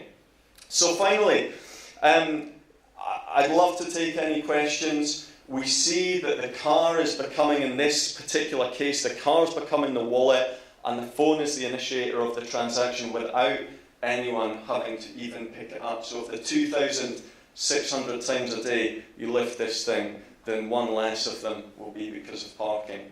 Ladies and gentlemen, thank you very much. Happy to take any questions in the final minute that we have. Johnny, I do have a question. So what is the touchless solution? Are you creating the app and it's directly in the vehicle itself, the operating system of the vehicle? Yeah, that's a really great question. So how does that work in practice? Well, in this particular case, because we're dealing with a fleet of connected vehicles, then we can integrate into that fleet because they're all connected. So it doesn't rely on us deploying any hardware into the vehicle. In this case, it doesn't even rely on us integrating with the OEM of the vehicle, but we've got a connected platform that we can hook into there. Yes? What is the oldest model of car working? What is the oldest model of car this is working? Really good question. So I think there are a few variables there. So one is it does it have some kind of retrofitted connectivity fitted to it, is number one, in which case it could be as old as you like. Secondly, generally I would say cars in the last kind of probably 6 years are all coming out of the factory connected. And thirdly, I would say, not that I think there's a huge runway in this, but because of the unit cost of GPS technology now, if you wanted to put a dongle in the car, that's like low single-digit euros or dollars to do that. Yes, question about that. Because of concerns over privacy, are people able to opt out from this kind of technology? Yeah, that's a really great question. And I think just maybe as a more general point, as we move to this kind of more frictionless experience, we can see there are privacy concerns. Going back to my airport example, when I walked up to the border guard at Vancouver Airport and he didn't even want to see my passport, part of me was kind of like, I'm not sure how I feel about that. So certainly in this case, my observation would be when we look in very general terms, continental Europe, the privacy laws are generally stricter. So for sure, in this particular case, users have got the ability to opt out. There's also the element of what level of personal information, personal data is going to be shared. When it comes to a parking transaction, actually we don't need to know who the driver is, so there's no kind of form of personal data exchange there. So yeah, it's I think a really interesting trend, interesting to observe as we see technology advancing at a pace where regulation will have to try and catch up, and the two are kind of doing this. Very good question. I think we... One more question? Okay. Can this technology transfer to other types of vehicle-related payments, like fuel payments, EV charging, things of that nature? That's a really great question, and the answer is absolutely yes, because what we love as Pay by Phone as a payments business, we process payments of all different kinds. We have 50,000 EV locations in the UK where we process payments. We can process fuel payments, we can process parking payments, and yeah, what we really get excited about is making payments as simple and as effortless as possible for the user. So yes, absolutely. Thank you.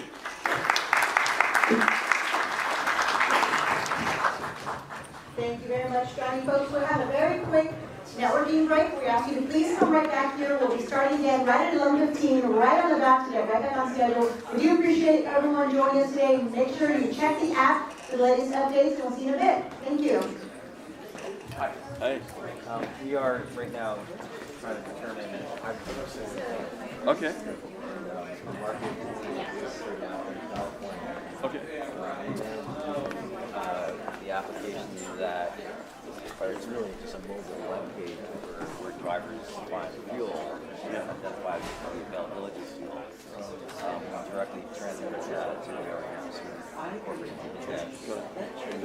that display. So would Yeah, yeah. Let's send me an email, please. Yeah. I thought they were good questions. Yeah. About the cars. I think it's when you were on it. The car has to have GPS and it has to have communication when the car stopped.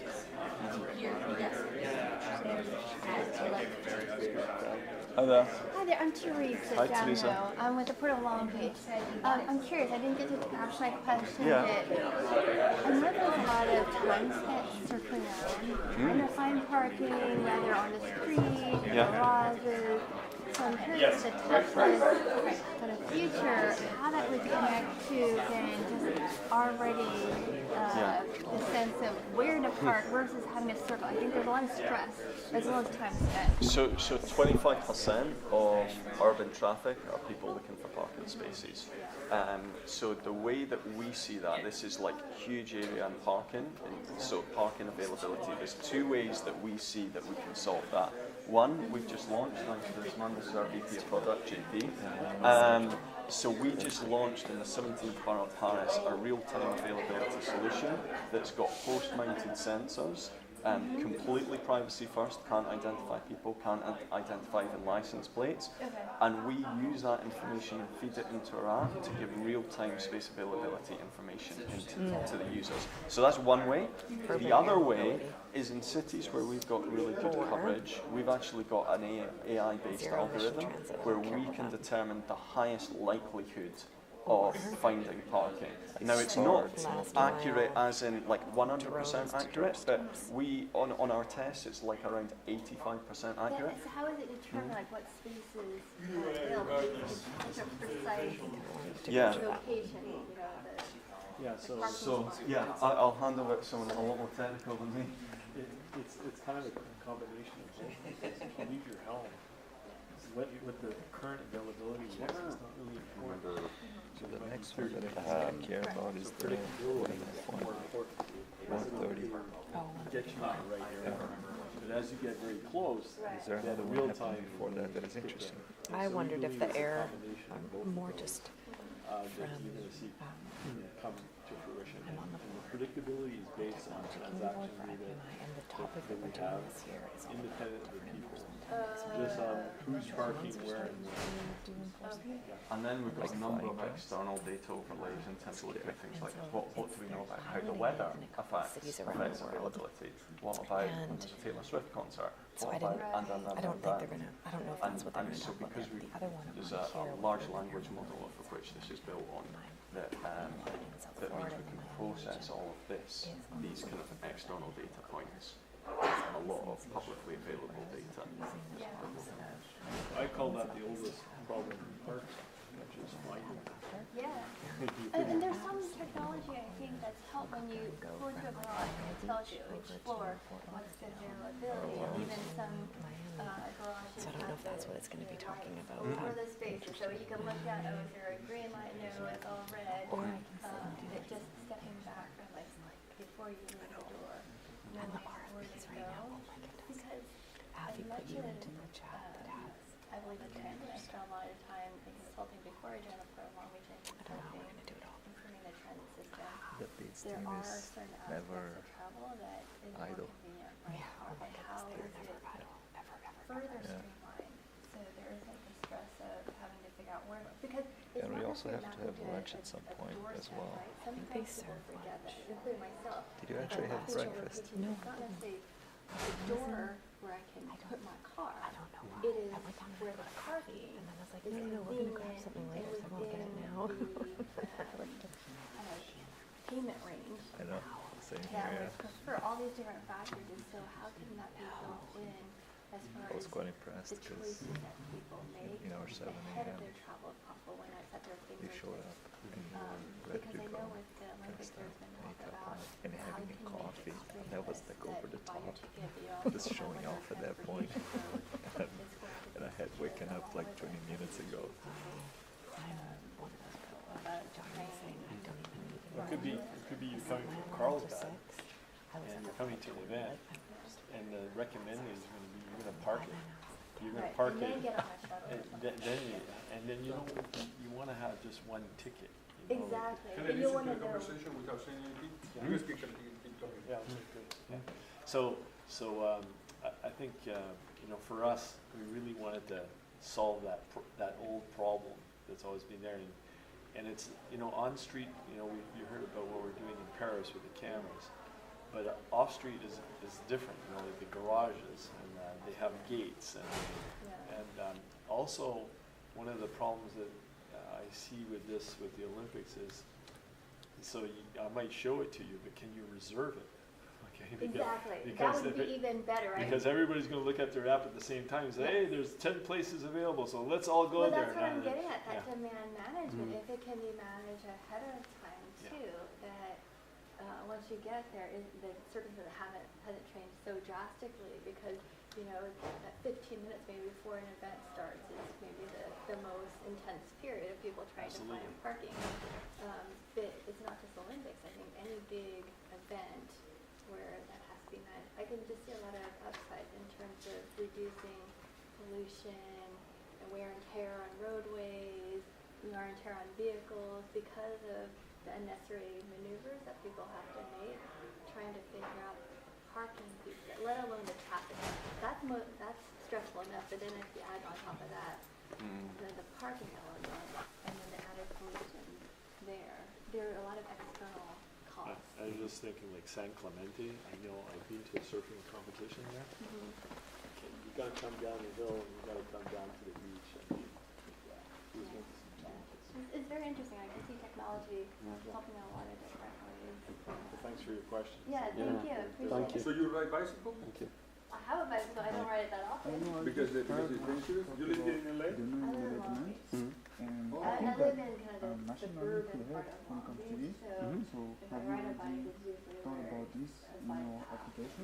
That's a great question, and my CTO is stood right Hey, here. how's it going? So, my name is Otavio, how are you? Hi, my name is Samuel. So I was asking about domain management and how you thought about implementing machine learning in the app. Yeah, no, absolutely.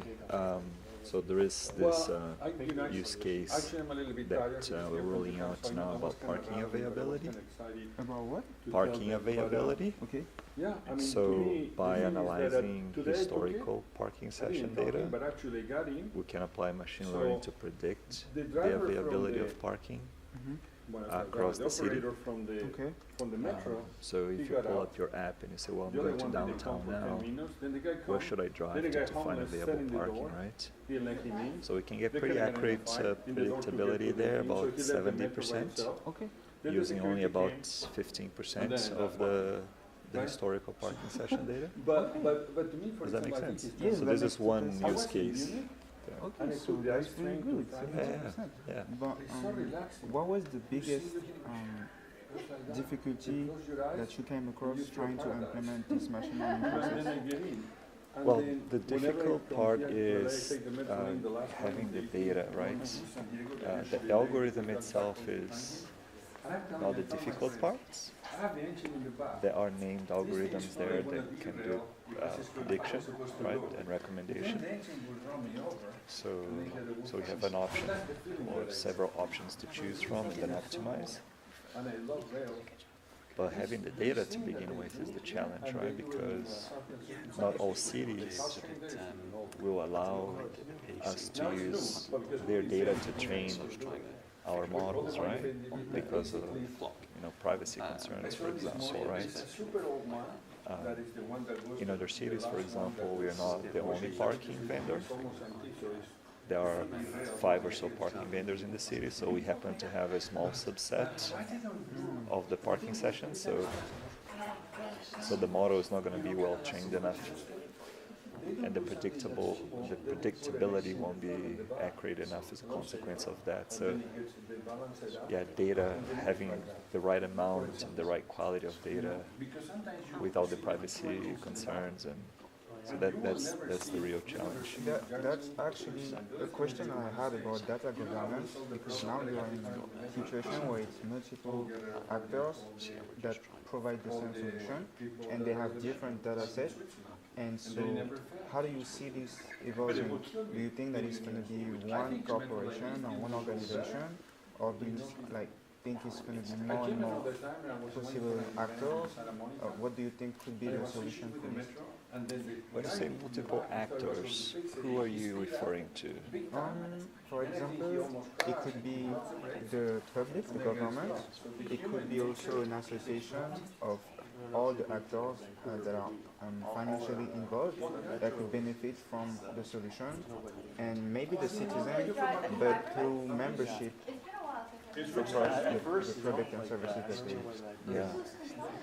Yeah, so that's a good question. What I've been interested in more recently is the Open Mobility Foundation, OMS, and some of their new open standards. So there's one called Curb Data Specification, I think it's called. Yeah, exactly. So CDS, Curb Data Specification. And it sets like open standards for data annotation and the exchange of data across the different actors involved. And some cities, we see that here in the US, some cities have been demanding that their vendors work according to those open standards because they operate themselves in a multi-vendor environment. So that if they have, say, 3-4 parking apps, and they have, 2-3 enforcement partners, and that data needs to be interchangeable or interoperable, then it's much easier for the city to kind of coordinate and orchestrate all of that if all of the parties involved comply with CDS, for example, right? So the APIs and the SDKs are interoperable and all that. So this is an area that I've been interested in. My products today are not compliant with CDS, for example. But one of the reasons why I'm here in LA is to engage more closely with the Open Mobility Foundation and the Curb Data Specification and see how I can kind of be part of that more kind of open ecosystem, if you will. Does that make sense? No, that makes sense. Yeah. But that comes to what I'm thinking right now is that we did not talk about the platform because you guys have a platform. I heard you connect to some code because the cars are advanced and have technology. But my vision coming from a small island was a platform for a city. And so the city would kind of have access to the platform in majority because they are parking spots and they are the ones. Yeah. So how would you what's the word?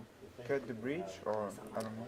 Yeah, so there's this concept in our industry called the central parking server. That's how the industry calls it. It's called what? Central parking server. Some people call it central parking platform instead. And there are some specific players that operate with that value proposition.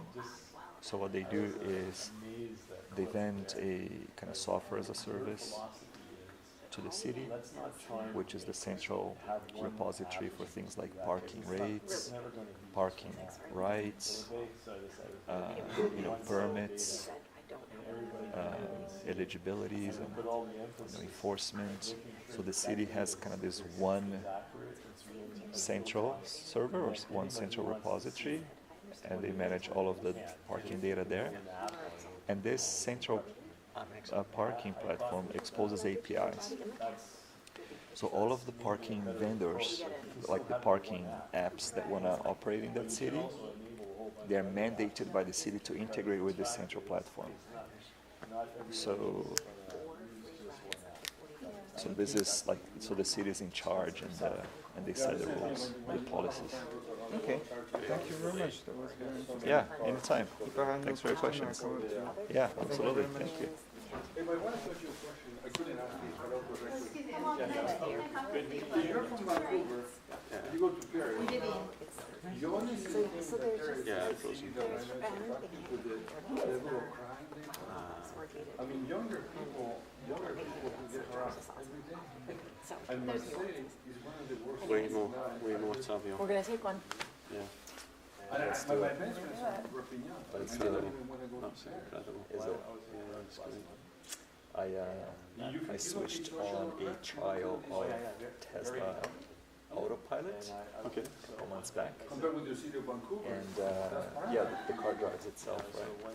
So I had that for a couple of months How free of much charge. is it? Like normal?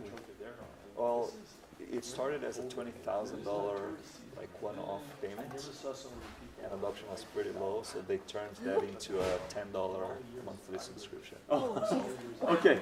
Yeah. Can you imagine if you'd spent $20,000 and then you made got it for 10? That's challenging because So you're going to do the subscription then?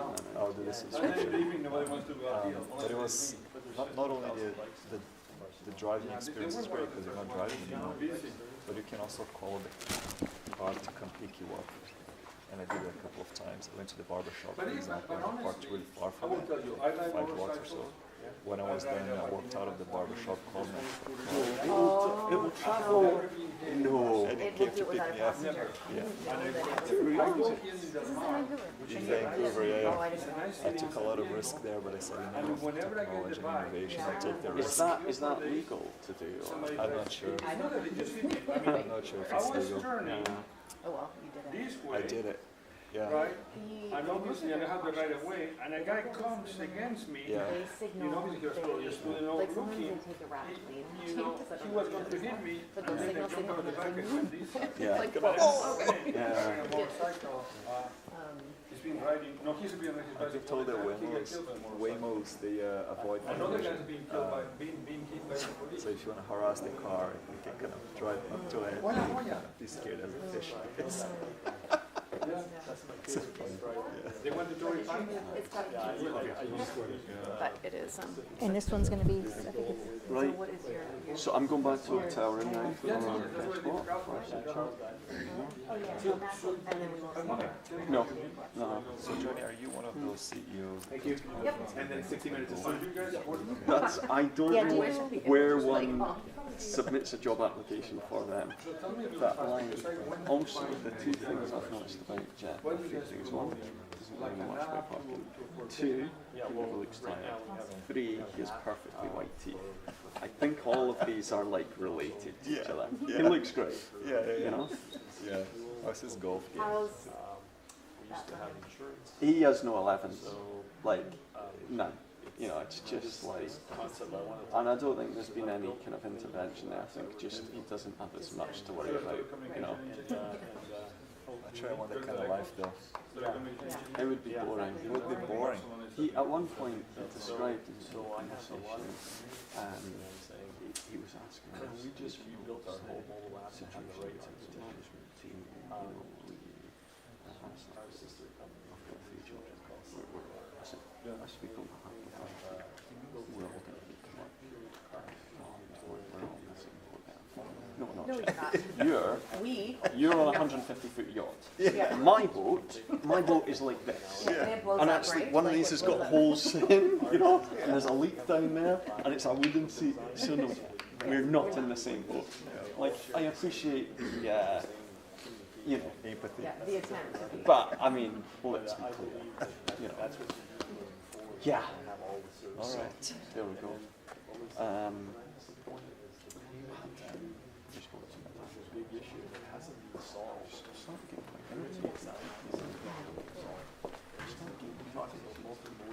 So I did, you know, through feedback from my wife and also my esteemed assistant, I have been told that if I think something is a stupid question, I'm not very good at hiding it. And so there's a couple of moments in this one where they ask stupid questions. So what do you do to them? That actually, they're the ones that put the lights on the parking, how much parking. I was like, and all that. I don't care about this So, lot, so. in a way, it's the speed. Hi Vivian, we're clear now here, we get the message, we understand. Thank you for giving us Yeah. If you come to the airport, you will be nice to know. You know, Vivian knows loads. To get a car. Oh, Where all these oh, parking. no kidding. And the world of micro-mobility. With Lime, no. And Vivian uses our service all the time. She's our biggest evangelist here. So yeah, she said so much so that like next year we can be like a tier 1 sponsor for free, pretty much, just because it was That's what I said. yeah. But I also told her that I am a liar. Yeah, okay. No, Vivian, he didn't say that. Well, she does now. You said it would be your pleasure. You know? So yeah, and we'll just give you the cheat code for talking, and then we're square. Yeah. Thank you very much. Ladies and gentlemen, it is almost time. Let's follow up. We ask everyone, please take a seat. We are going to get started in just a few minutes. We have a really exciting panel coming up. It's been a great day so far. I hope you all have enjoyed your time here at CoMotion LA 25. Really interesting conversations, a lot more to come. We also remind you to please make sure you go across the way to the MoCA. We've got some exhibitors. We have another set of panels there and workshops. So make sure you're exploring the app and exploring everything we have here at CoMotion LA 25. And we'll be starting in just a minute. Thank you.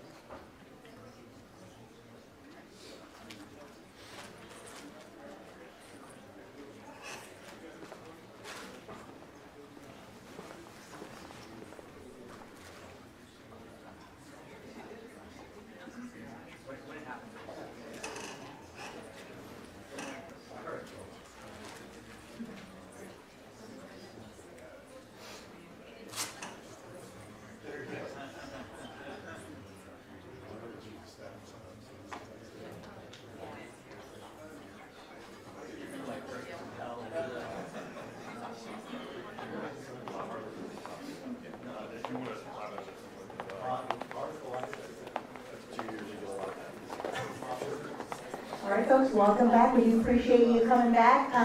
We expect this to be a fun, interactive session, talking about the future of unlocking the future of urban air mobility. I wasn't paying attention there. Guys, thank you again so much. Hope you're having a great time here at CoMotion LA 28. I want to introduce our moderator, EVP Adrian Lindgren from Lacey. And again, we have a really exciting conversation ahead of us. Get ready to hear about some really interesting advanced air mobility in the future of urban air mobility. Thanks so much, guys. Thank you.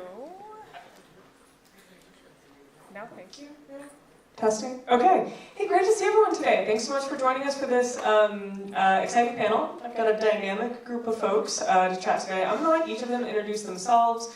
Real quick, I'm Adrian Lindgren, the Executive Vice President overseeing founder-facing programs, investment services in our campus at the Los Angeles Clean Tech Incubator.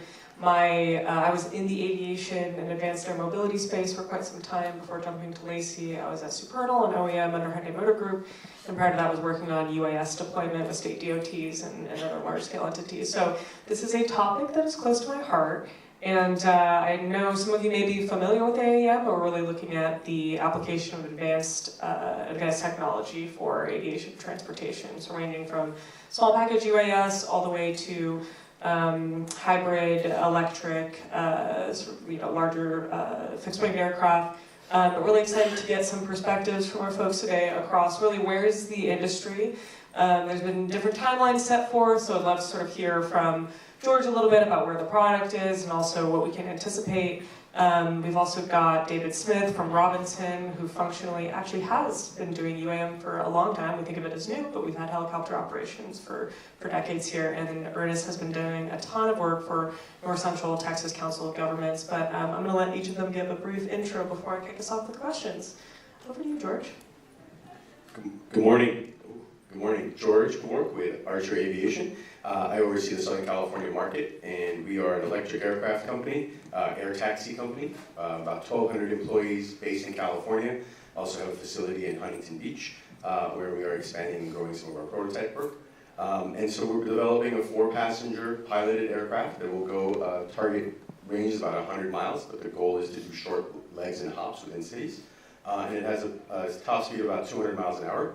And it's incredibly quiet and blends right into the environment. Personally, I am not an engineer or an aviator, which is what's exciting about this, is I come from a recovering attorney and also a former city servant. So it's exciting to see how this aircraft will bring together all the various stakeholders, from existing operators to airports to counties to the FAA to the cities to communities, all to make this actually real.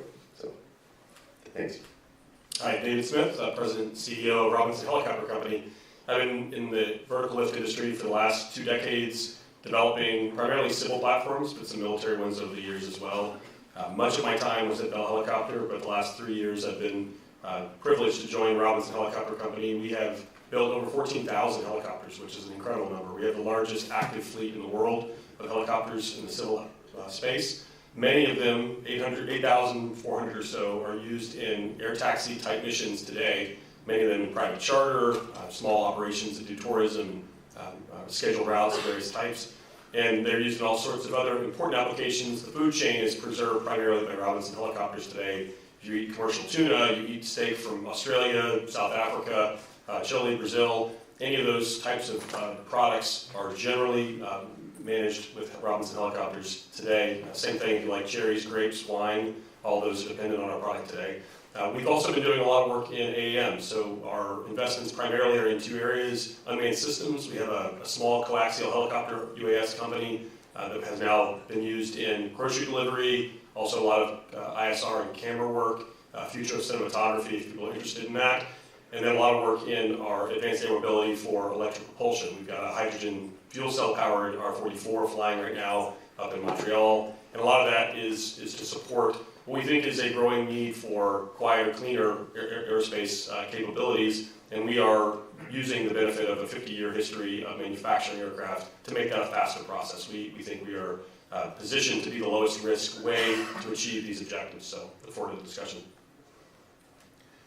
I'm Ernest Huffman with North Central Texas Council of Governments. I manage our aviation planning and education program areas. we're the Dallas-Fort Worth region's metropolitan planning agency, so we do all transportation planning for the region.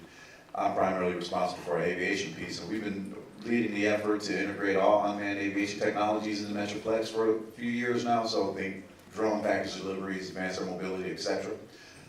If you're an OEM looking to partner on an EIPP proposal, get with me as soon as possible, because I'm looking to get as many folks as possible to operate in our particular airspace for the EIPP piece.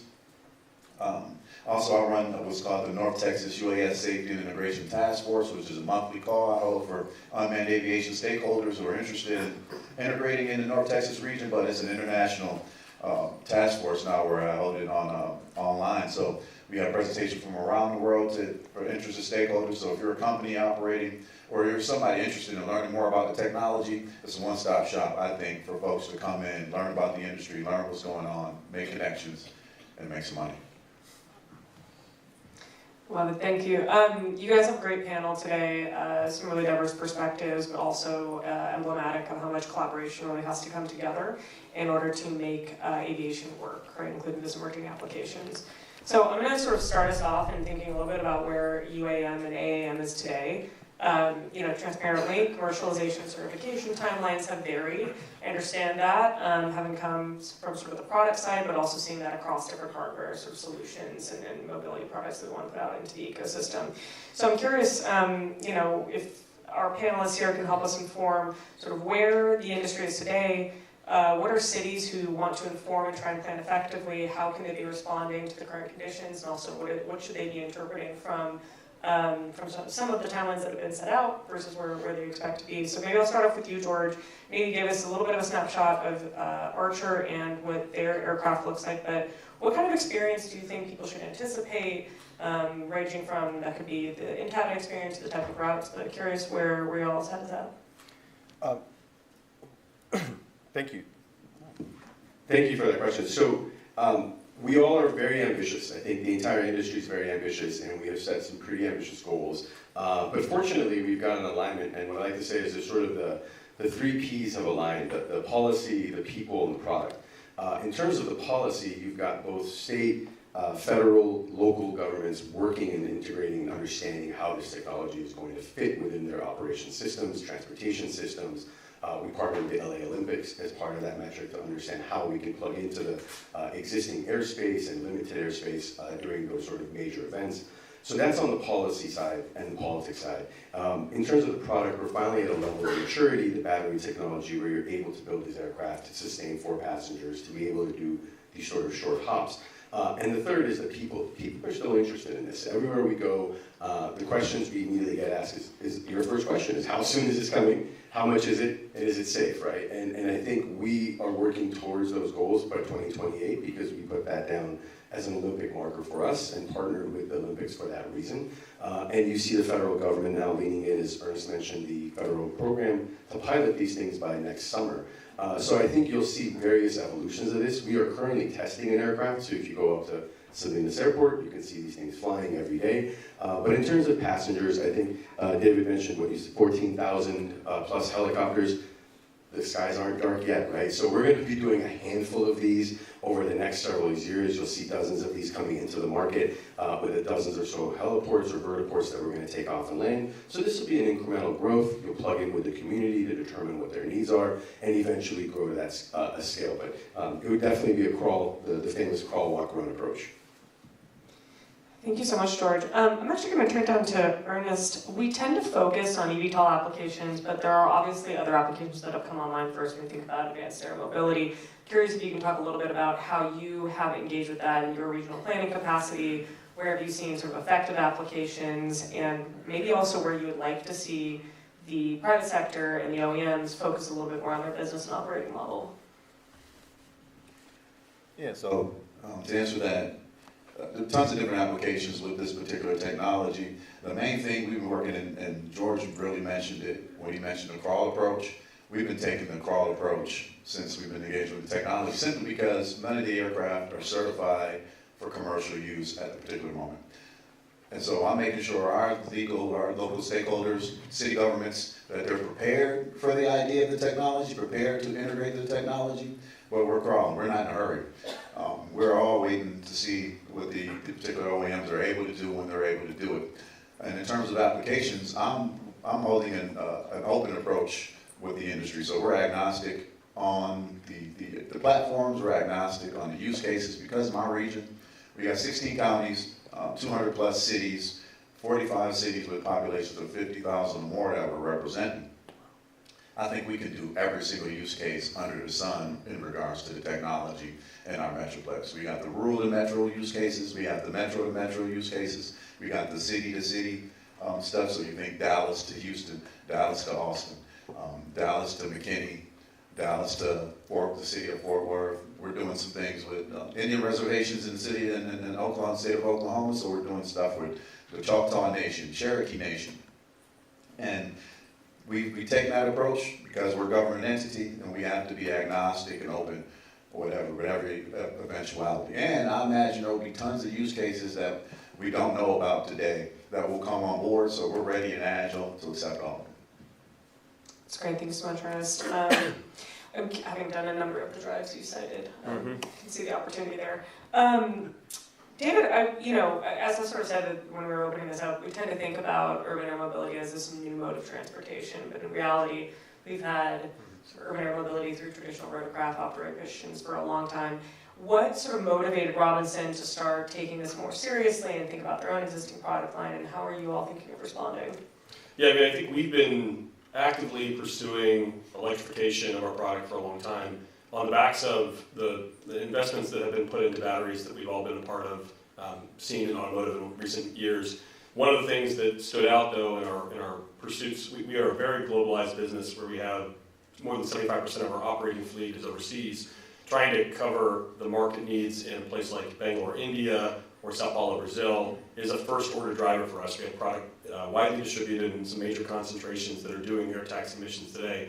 So we're really trying to make sure that those markets are served well in all of this. And it isn't as simple as certifying in one country and then being able to replicate that in others. It is really a different animal in each place that you try to put product, both from operational rules and from certification of the aircraft. So we spent a lot of time going through that exercise internally, and what we saw was there are neglected regions. There were neglected regions, honestly, when the company was founded. That's one of the reasons why Robinson's been successful, is we went after and tried to really keep costs under control of the vertical lift dimension and giving customers something that you could legitimately start a business in Bali, Indonesia, or somewhere in say, an Amazon tourism operation. You can do those things cost effectively with a light helicopter. So we're trying to offer that in the same spirit in the next generation of products, and we don't see that today. Most of the entries that you hear about in the sort of large-scale distributed electric propulsion are going to be very expensive product. They might work in a commercial application, so you think airliners and that sort of scale. Ultimately, we need product that can be a small business incubator, a small business driver, and that's been Robinson's sweet spot for many years. So we saw that neglected area of the sort of market, and we think that's going to be our sweet spot in the next generation as well. So you'll see that from us. And our product that you can probably see videos of flying now up in Montreal is really the entry of that. It's the first generation hydrogen fuel cell piloted VTOL that we actually we flew real early this year, and have flown since then quite a bit to prove out the technology. That's going to go into a certification program that we think is the lowest risk. It doesn't feature things like fly-by-wire technology, which presents an enormous schedule risk to any program in the VTOL space. I actually worked on a VTOL aircraft that's still in certification. I was on it 17 years ago, and that was with the best people on the planet working on it continuously for 17 years. So my argument is that I think we can de-risk the ability to get these products to market faster, and again, target that unmet need in the light aircraft space at an affordable price. I'm going to double click on something that I think is really unique about the perspective you bring, David. When we look at the global market, right, I think there's been, in a certain sense, an increasing amount of competition across different geographies around who can really support, once the aircraft are certified, bringing that product to scale for their sort of transportation solutions. I'm curious, where do you see sort of, LA and the US landing in sort of the sequencing of markets? Or are there any that you would call out that you think have some of those, special attributes that are going to be enabling? Yeah, I think for us, our highest per capita region in the world for helicopters is Australia, actually, of all places. And it's because they use the aircraft as a Swiss Army knife, doing everything from moving material and people to doing agriculture work and utility lifting. We think that's going to be a sweet spot for us again in this next generation. There's certainly more in the coastal regions, but even cross-continent, there's a lot that they do there. The same hallmarks that made Australia so successful for us over the years, there's almost 1,400 helicopters operating there today of just our products, and there's others as well. And if you look at that, the same demographic and the same expanse and distance, the opportunity in India is just captivating. It could be larger than all the other markets combined with the demographics that they see and the wealth that's being accumulated there. So we see India being a really significant market for us, and that is one of the most complex places. It's not been a vertical lift region to date, largely because that is such a difficult environment to get the regulatory approvals, to get the complexity of operational approvals and rights. All of that is something that we think we can unlock. So that's one that I think is a really major unmet need, and obviously the most populous country in the world very soon. And I think Brazil is a similar model where the traffic and the congestion is holding that country back, and that's partially why the helicopter industry has taken off in that region. It enables so many entrepreneurs to make their next pitch or their next major investment much more point-to-point and much quicker, avoiding security issues on the ground and avoiding the congestion on the roads. All of those things I think are great hallmarks. Frankly though, the US is a mature market, one that while it appeals to a lot of folks because it is in our backyard, the world is so much bigger. And for us, we see that every day that most of the aircraft that we build each year, 2/3 actually are going overseas, and that continues to be the trend and only will accelerate in years to come. That's great, thank you. I'm going to pivot a little bit. You know, you, Ernest, mentioned the IPP program. For folks who are unfamiliar with it, the eVTOL and AAM IPP program, Integration Pilot Program, was launched, I want to say in September 16th, not that he's tracking. September 16th, it does follow sort of the earlier program in 2019 around unmanned aircraft systems integration pilot programming. Usually that's led by a government entity. I'm curious from your perspective, and when you ask for that sort of call to action to organize, what are you looking for, both out of the IPP, but also out of the partners that you bring into the mix? Yeah, so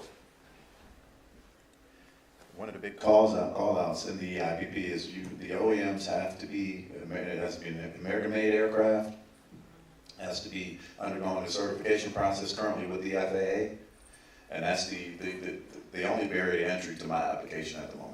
We're also working with some some aircraft that aren't going through a certification process with the FAA. So we got an airship company, for example, that's locally bred, and they're looking to fly autonomous systems on their aircraft for proxy, as a proxy to the non-existing aircraft. Like, for example, WIS doesn't have an aircraft right now flying, but they need to fly their autonomous software suite in an aircraft. They can do it in this airship, and we're offering that particular arrangement to folks for our EIP program. And then the other barrier to entry, we're not funded. This is a non-funded mechanism, so we're not funding anything. I'm not paying for anything within our particular program. So any of our partners who are coming, any of the OEMs or vertiport companies or software providers, everything's going to be at your own risk, in kind.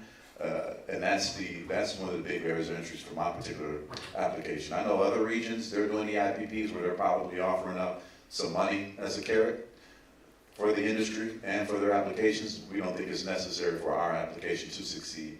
And we think our market will be robust enough and we have enough things in place. I didn't mention we're going to have 14 different nodes in our market, where we'll have 11 different airports to take off and land from in the Metroplex, as well as 3 current heliports that we can upgrade to vertiports in the future for our particular EIPP submission. And I get airports on a daily basis asking to be added to that process. So when this is all said and done, with year 3 of the EIPP program, I may have 25 different nodes for operators to do some flying within our Metroplex. And I'm bringing on those business entities, so those freight and logistic companies who can move cargo on the early use cases, George, the early use cases, we're pulling folks together. So think the Walmarts, the Pepsis, and some smaller players in our particular region who ship from airport to airport in the Metroplex. We'll have them as a part of our application as well to make sure when the OEMs do come to do use cases, we'll have folks in place to move some stuff on a trial basis.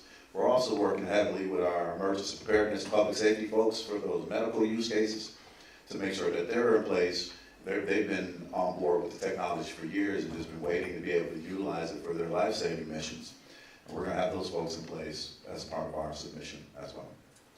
And I think Ernest points out something very unique, right? It's the uniqueness of these aircraft, because they're as light as a sort of as a Model 3 Tesla and take the same charging as a Tesla supercharger, to be able to plug these in various, no pun intended, in various environments and serve different needs, whether it's cargo, whether it's passenger service, but to do it quietly and safely. I think that's the one component that David hit on is, this isn't the first time the FAA has done this. They've been working on certification aircraft. This is a very diligent process, arduous, sort of deliberate process that they go through for decades to get these aircraft approved. So when you get into these things, you know that they're equally as safe as your existing United flight or your Southwest flight.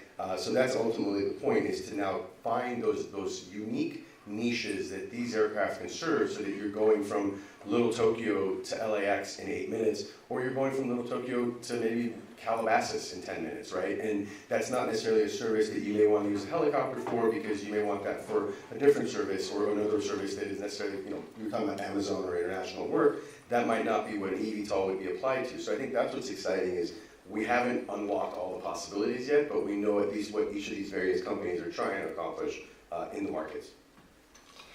It's great perspective. I mean, I'm curious for George, for you and David to build off. I think, working in sort of clean tech deployment these days more broadly, there's always this challenge around unfunded sort of pilot opportunities or deployment opportunities, and what is sort of the internal risk analysis or cost-benefit analysis that goes into it. I'm curious, as sort of the folks who are coming at it from a different perspective than say Ernest, I'm curious, what is it that you are looking for out of the IPP program or the EIPP program? What is really going to motivate you to engage in regions, or what is the benefit that you see potentially as the outcome there?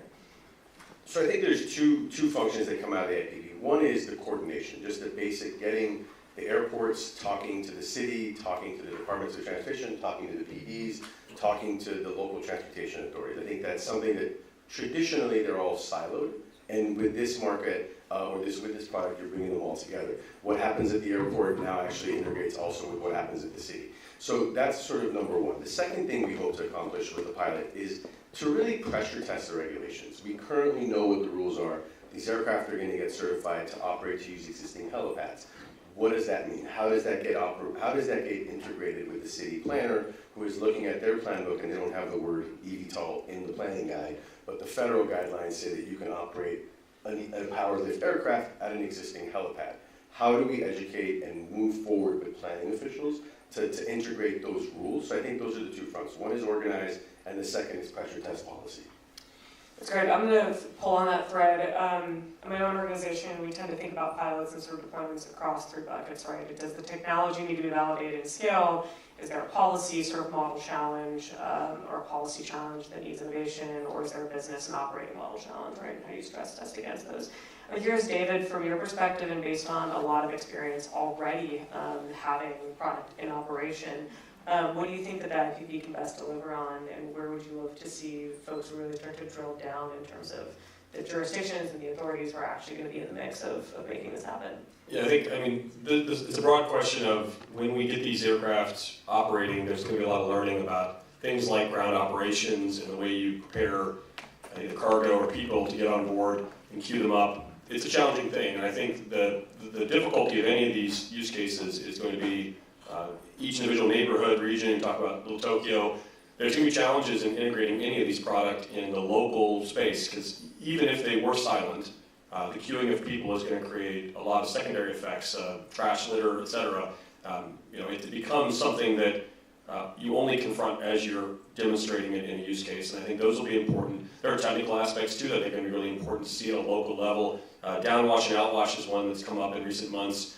Something that we have experienced quite a bit in the helicopter world, but it's something that's uniquely challenging in the eVTOL space. And I think as those get implemented, certain regions will have certain expectations of changes in operational approaches, departures, changes of operational rules and times of day they can operate, things like that. I think all of that has to go through iteration before we can really understand what the business model looks like that utilizes these new technologies in the most effective and efficient way. But we're excited for that. I think to us, we look at the EIPP, every day for us is a pilot program of air taxi and air mobility. So we certainly are watching with interested eyes on how it will take shape. The way we see this is there'll be elements of both the infrastructure that will be proven out and how they can keep up the operational tempo. Today, you don't really have many examples where fuel distribution fails or has difficulty with reliability and service. It's a known commodity in the aviation world, but that may not be the case in the future, where we have a lot of high-powered electronics trying to keep these aircraft fed and happy. So I think all these things are going to prove themselves fairly quickly in the EIPP program. But for us, we do see this as being a good thing to observe and watch, and better to accelerate it now, learn the challenges, and get eyes on target much faster.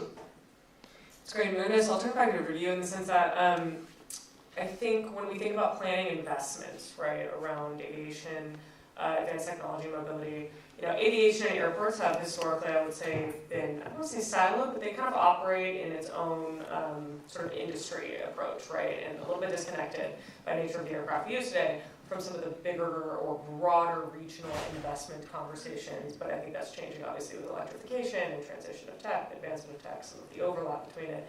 Curious how, I know you mentioned working with some airports in your region. How have your other sort of planning entities, particularly around the transportation services in your region, been thinking about coordinating with any of these new aviation or airport applications? Yeah, luckily, because of the ecosystem we've created over the years, we've created that center of gravity in our region from a regional perspective that all folks can convene to have this discussion. So typically, I run also our Air Transportation Advisory Committee. Is comprised of all of our GA and 2 commercial service airports in the Metroplex. We meet every quarter. The various planning delegations around the region, they come to that particular ecosystem to learn more about what's going on. But like you mentioned, aviation is silent. I'm an airport planner by trade, airport-centric by trade, and getting into the surface transportation element side, where there's billions of dollars spent on an annual basis, where aviation side gets a pittance. We get a small fraction of funding on an annual basis to do what we need to do. That intermodality, that crosstalk is happening more, particularly in our region, primarily to get towards those funding mechanisms so we can integrate the technologies safely. And they come to us, they come to my particular agency to do that regional coordination, and they trust us to do it. We're unique though. I think I might be one of the only NPOs in the United States. Houston typically once in a while has an aviation staff, but we're one of the only ones who have an aviation staff. What I'm working through with the American Metropolitan Planning Organization agency or organization is trying to standardize or get everybody some type of aviation staff or knowledge on deck for this advanced air mobility piece, because those conversations won't be able to be had if you don't have anybody knowledgeable in the aviation space and the surface transportation spaces in those particular conversations. But it's not happening over in the country. City governments are leading the charge, like LA would be leading the charge on the AAM development, Orlando will be leading the charge on the AAM development, New York City is pretty localized. And it's not done on a regional clip that is done in DFW at the current moment. So interesting. And I guess this is a little bit more of like a pop question. It wasn't in our draft, but given everything that's been going on with, I would say, just over the years, and you're seeing it now acutely, some of the strain on ATC services, the workforce that has sort of like powered the entire ecosystem that supports aviation infrastructure, where do you see the need for, just in general, a better pipeline of whether that's workers or policy focus? But I try and think about for a lot of folks, I think particularly who are coming from the ground mobility space, air traffic control, navigation systems, this is a little bit foreign, so I'm curious maybe the point of view, David, if you'd like to shed a little light on where you see the need for adding capacity to the network, what that looks like. Well, I think the start of your question was really about talent and people. I think one of the things I like about today's the industry that we're in, when I came out into the industry, it was really in a difficult time of both defense spending and general aviation spending, and I watched that affect the inflow of talent into the companies I work for. I think it is certainly a challenge that can be overcome with excitement, and I think what you see on the stage and also at the event today, I think is that aviation is an exciting profession, and we have to do a better job of explaining how it is moving faster and faster each year in technology, and the things that I think we hear in the news about AI and all the future of computation really play well in the aviation space. It's going to take time, and we see this even in our manufacturing operations, how different it is with AI enablements.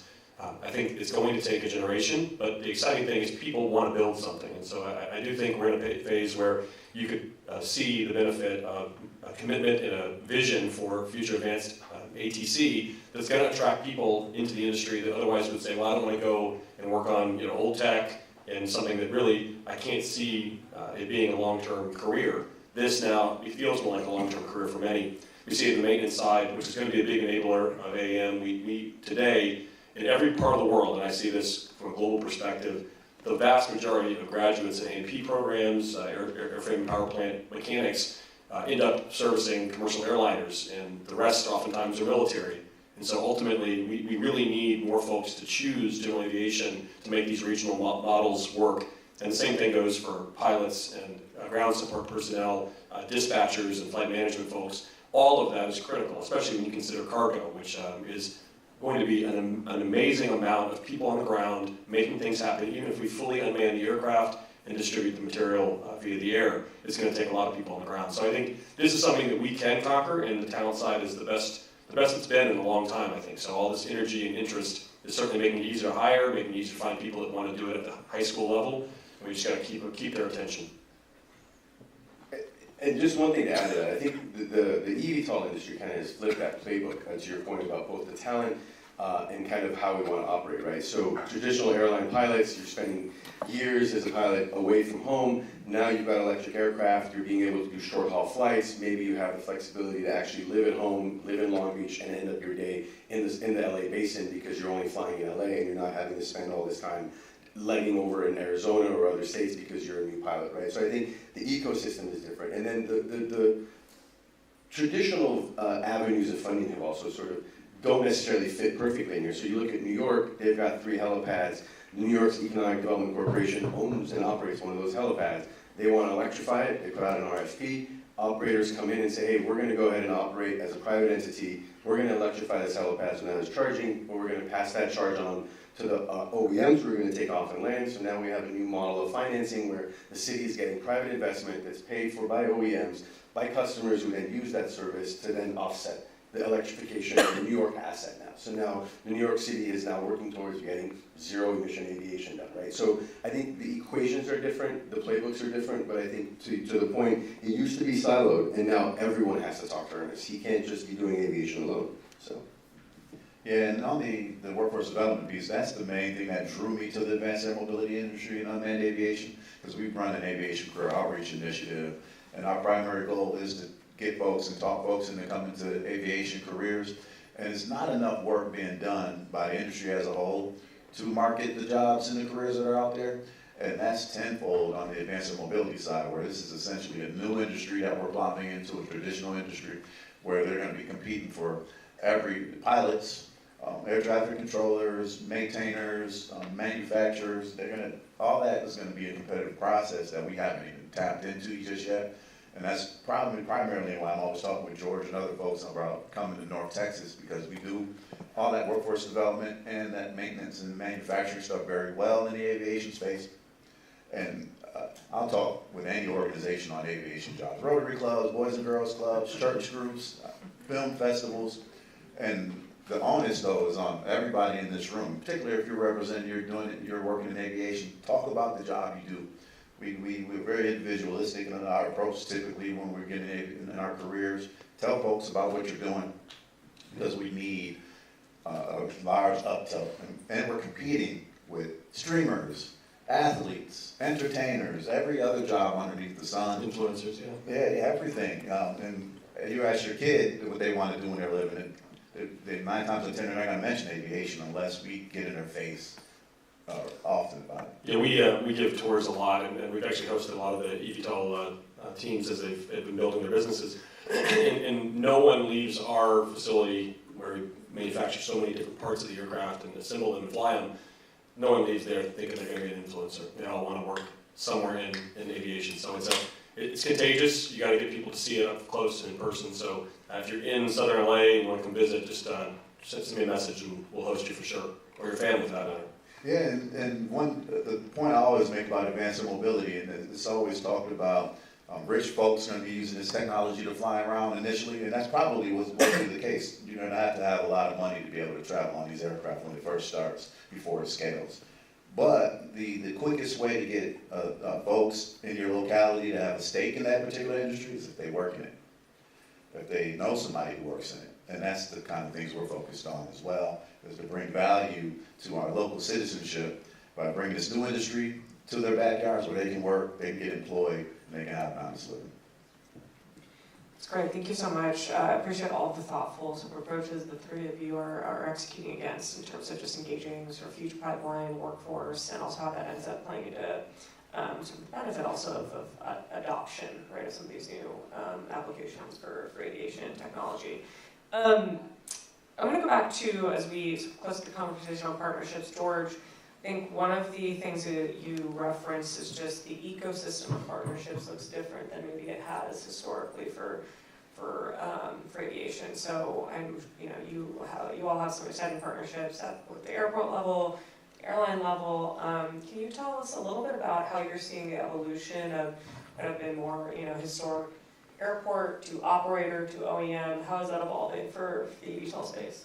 Yeah, so for us is this aircraft, the idea is to help integrate directly into the community. So you want to be able to use this as part and plugging into your, whether it's your transportation, whether it's your metro, whether it's your bus. So if you normally, let's say, take the Woodley Flyaway to go from Van Nuys to the airport regularly, but you have now this option to say, hey, for $50 or $60, I'm going to go ahead and take this aircraft now. So I think for us, it's changing the system in that traditionally airport issues were managed at the airport, and as long as the airport transportation was resolved, it was the Manchester community, let's say, or Westchester or Inglewood that would be concerned about noise. Well, now everyone's going to be concerned about noise because we're going to be flying these aircraft, and everybody from Gardena to Hawthorne to Torrance to Linwood all the way up through LAX is going to want to know, how loud is this thing? What does 65 decibels mean? So I think our engagement with the community is going to be different. We're going to expand that and have broader parties in terms of folks who are participating. And then I think you have folks that are very interested, right? So suddenly the Rams as a partner for us, or LA28 as a partner for us, brings this sort of new mold of folks where we're now connecting Woodland Hills because there's this tremendous number of athletes and service and ticket holders and passengers that are going from Woodland Hills to to Inglewood SoFi Stadium. So what kind of service can we provide to complement that, right? Now, so that conversation changes where we're now going in with a partner and then, developing that relationship for Woodland Hills. Similarly with United, what does that mean for us in terms of operating at Santa Ana Airport, Van Nuys Airport, and other airports? How can this service connect so a passenger can say, take the aircraft from Calabasas, fly into Van Nuys, and then connect to an aircraft there, right? So I think it really changes all of the various players. It's no longer just the airport and the noise community, it's the airport and the entire basin of folks. Yeah, and David, I know during our prep call, we talked about public sentiment, we talked a bit about just permitting processes. I'm curious, if you had to sort of prioritize where you'd like to see those sort of policy partnerships make traction, how would you, I think particularly in this region, lay that out? Yeah, I think Los Angeles has always been our home, and so we've had 52 years here and know the area really, really well. The region has been supporters of GA for a long time, but there's been caveats to that, and most of them around the high demand for the LAX airport and some of the work that is done by all the various law enforcement agencies to keep public safety at a center point. So I think ultimately those are still going to play big roles in how we keep the airspace secure and properly managed. So I think that's going to hold back some of the I think optimism that we have in front of us. But the road is long, and we'll have many opportunities for us to use both technology and new approaches to managing the infrastructure, as George mentioned. There's definitely a lot of public interest in taking what are underutilized resources in the GA side, these smaller airports, and turning them into something that's a productive, high economic impact site. So we certainly work very closely with our Torrance City Council in trying to find good ways to grow our home airport and improve its contribution to the community. But the way we look at the LA area in general, there's still a significant amount of bureaucracy that holds back the region in addition to just the practicals of keeping the airspace secure. And so we are working closely to try to make sure that the future of construction, infrastructure investments, doesn't get bogged down in the process of permitting, which today I have permits that sit for years waiting on approval for.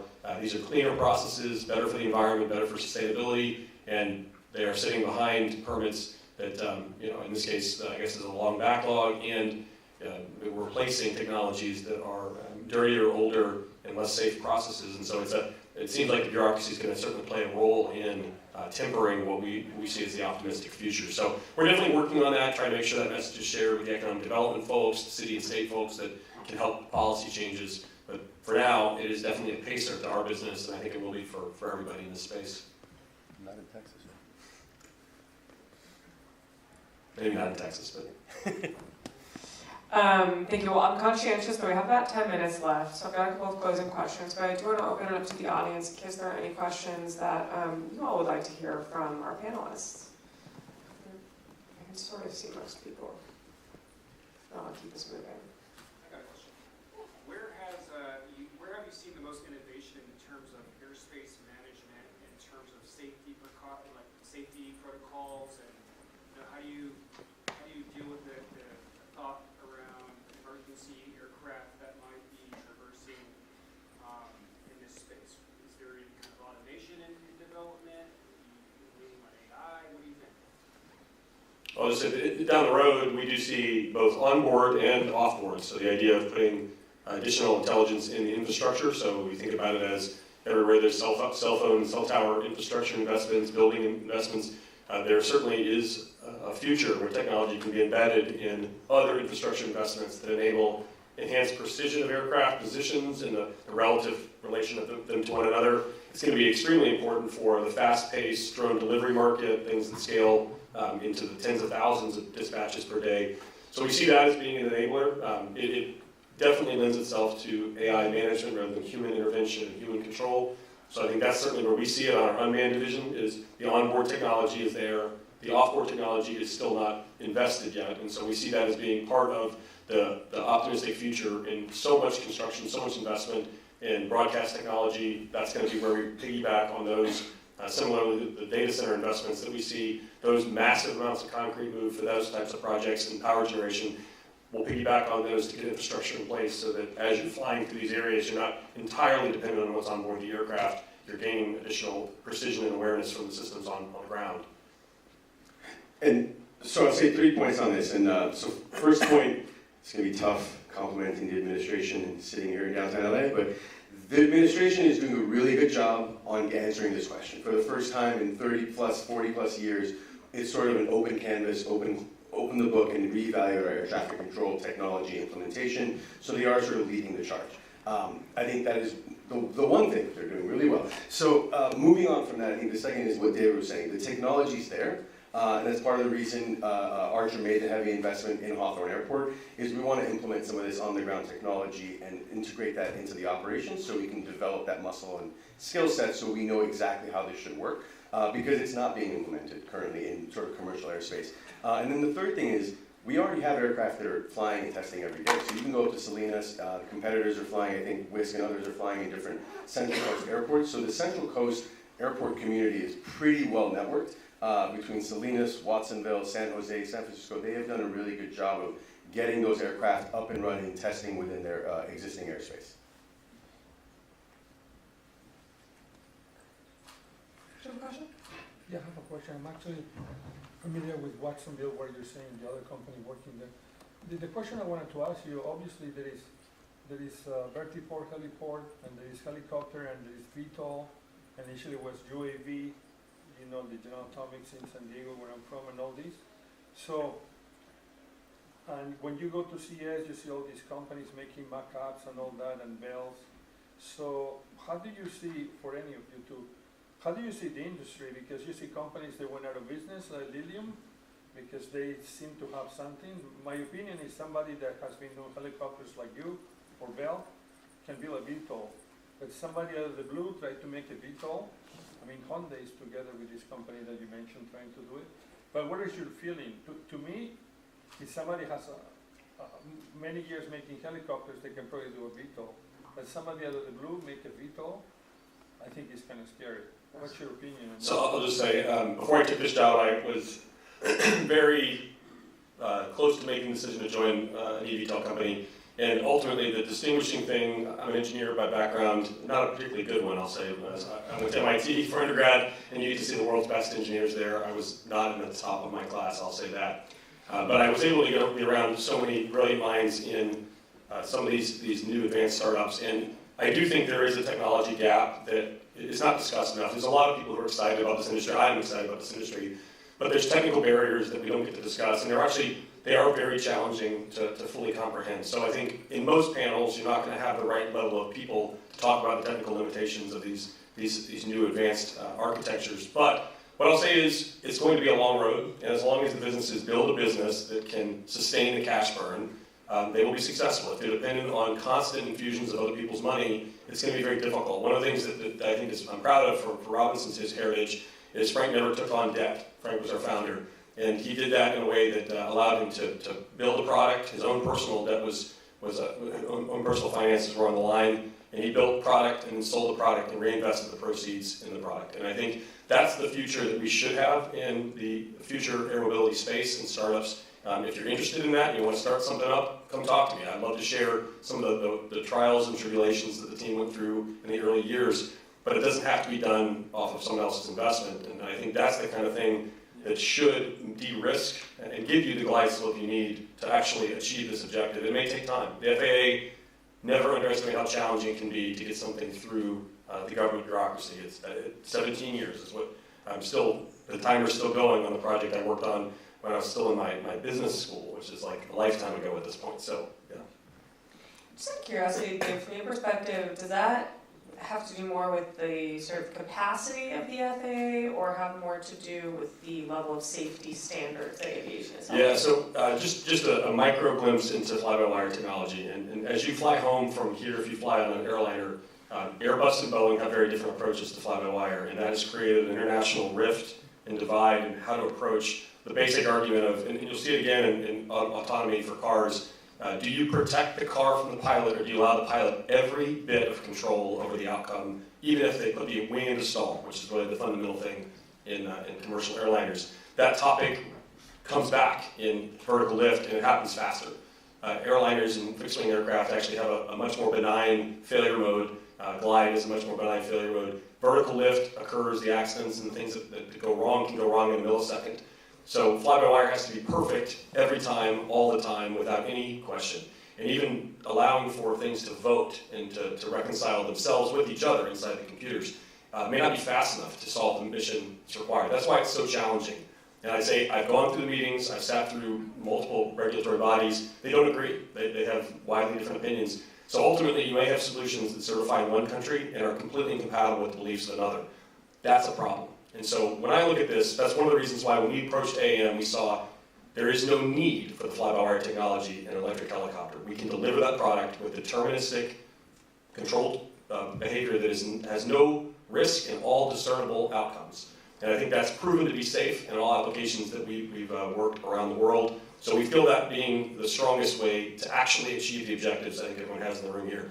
But my point on that is I think there are challenges in the regulatory body that are bandwidth related, and I think we need to help fund more inspectors, more investigators, more people in the certification body. And probably the single biggest thing is people think that the solution is changing regs or adding regs. That actually makes the problem worse. They have to cover more ground, more territory. The better solution has always been to make it an attractive profession to be a government regulator. It's the same problem with the FCC, same problem with the SEC, same problem with the FTC. All these industries that try to regulate, they're fighting a very difficult battle with the optimism of the industry and the incredible innovation that comes to the industry and the inability to cover that with all the resources they have. So my argument is, yes, there's a bandwidth limiting thing. We should help and encourage more funding in the FAA for certification programs, but then also we have to make sure we acknowledge the technical challenges. I wanted to answer his question, but the premise that only a helicopter company can build eVTOL would be debunked by the fact that the guys that build aviation were bike company guys, right? So the Wright brothers built bicycles, they didn't build planes. And the largest EV company in the world right now is not GM, it's Tesla. and they build batteries. So I agree the proposition is definitely going to be easier. There's a know-how, but I think you need to have the chutzpah to kind of push that envelope, and I think that's what you're seeing in eVTOL and the industry broadly. I agree with George on that. Yeah, I think I constantly get reminded by people, they think you have to have a degree in something to do it. That's not true. Most industry was built with people who didn't have a knowledge of what a helicopter was when they invented it. And so I think truly, I really appreciate all the things that are being done in this industry that are pushing the limits of technology, but it's really a trap to get in the mindset that no one's going to disrupt that's never been in the industry. That's not likely. But we all hinge on the industry that the helicopter has said, because as every eVTOL company says, we plan on using existing infrastructure. So it only works if we can unlock all those sites and expand eVTOL and complement that service instead of annihilate it like we did eliminating the helipad at LAX, which we had for decades, right? Yeah, the number of helicopter flights by eVTOL companies is pretty high right now, and at least one company has crashed one of my aircraft doing their EV technology development. So ultimately, I think we work hand in hand in a lot of ways, just at arm's length apart, I guess. Okay, I think we've got about a minute. Clock's off, but yeah, let's do one more and then we can wrap this up. Is that good? Hi, thanks. And this question maybe is for Ernest. What trips do you see AM River replacing? Like somebody mentioned the Van Nuys Flyaway, so that's an example. But in general, where do you see them coming from? Are they latent demand? Are they car trips? Are they other types of aircraft? In my region, it'd be car trips. Car trips, we don't have a big transit, a lot of transit infrastructure, a lot of transit users at the moment, but if our congestion numbers are gonna be what they're looking like in 2050, we're gonna have the need for more transit and things of that nature. But yeah, car trips in our particular region, we don't have the congestion issues that a lot of metropolitan areas have. But it'd be all in metro car trips that it will replace, in my region now. And we don't have a lot of heavy helicopter industry in North Texas either, so. Yet. Okay, I think, do we have time for one more question? Or okay, great. Maybe a question for George or any of you guys up there. When looking at the infrastructure issue from the real estate, the charging, everything like that, how are you guys approaching that? That's very CapEx expenditure project. It's a total different beast. We've seen Tesla take a route that they were more bullish on it. We're seeing that it's an issue in the EV space today, so I'm sure this is like keen on top of y'all's mind right now. I'm curious to know, how are you looking at the infrastructure problem from real estate and charging? So you already have a large number of existing helipads in downtown LA, for example, so there's different models.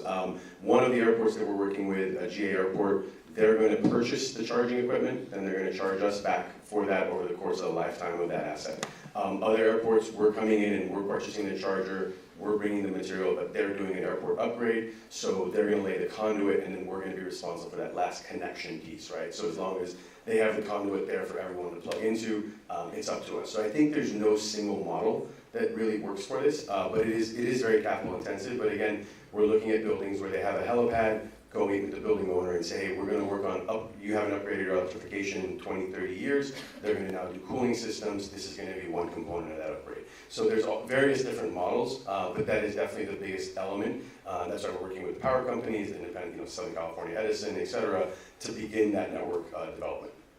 And just to follow up on that, with the sites that already have helipads, I would think that those are going to quickly exhaust and not be enough to support the capacity. So what does that kind of next phase look like on developing? Are you looking for folks to develop more structures for these sites, or how does that look once it actually starts getting to scale? Yeah, you could sort of see the 3, 5, 10-year phasing where you can have existing airports. You've got about 15 plus general aviation airports in the Southern California basin. You've got several hundred helipads, actually. I don't think we'll exhaust all of them yet, but in terms of defunct helipads, not upgraded, there's a lot. LA used to have the code where they all had to have helipads. I think in 2017 is when we kind of modified that to allow the beautiful skyline design. But yeah, I think then the third phase would be green build, green sets. For example, the Rams are building their practice facility out in Woodland Hills. How can this be incorporated? There's a hospital that has a helipad there. How can we modify that? So I think you'll see various evolutions of that.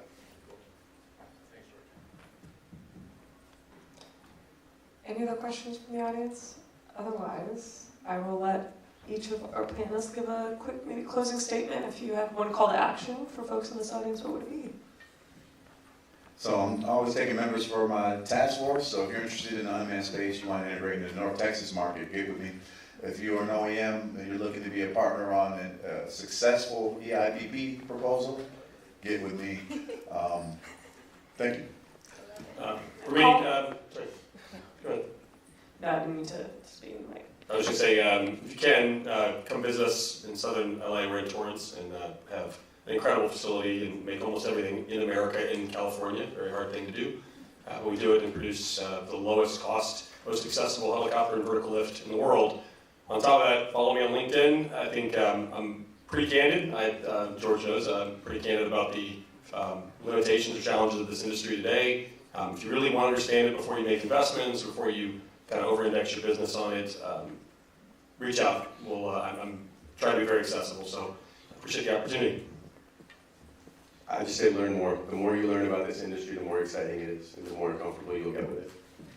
Awesome. Well, round of applause for our awesome panelists. Thank you all for joining us today. As audience members as well. Appreciate it. All right, folks, do not go far. We have one more really quick, exciting panel. It's actually not even a panel, keynote speaker. Signed up for that first flight, guys. I cannot wait for urban air mobility. Thank you guys for a great conversation. Real quick, guys, we're going to have 15 minutes, a very exciting dynamic here with us. We have Sticks being this microphone's killing me every time. He's an entrepreneur, you figure it out by now. Founder of the Think Once Foundation is a nonprofit dedicated to entrepreneurship, economic development, housing, really tuned into the community and really important message. So hang with me just a minute and then we're headed to lunch. Thank you so much and welcome, Sticks.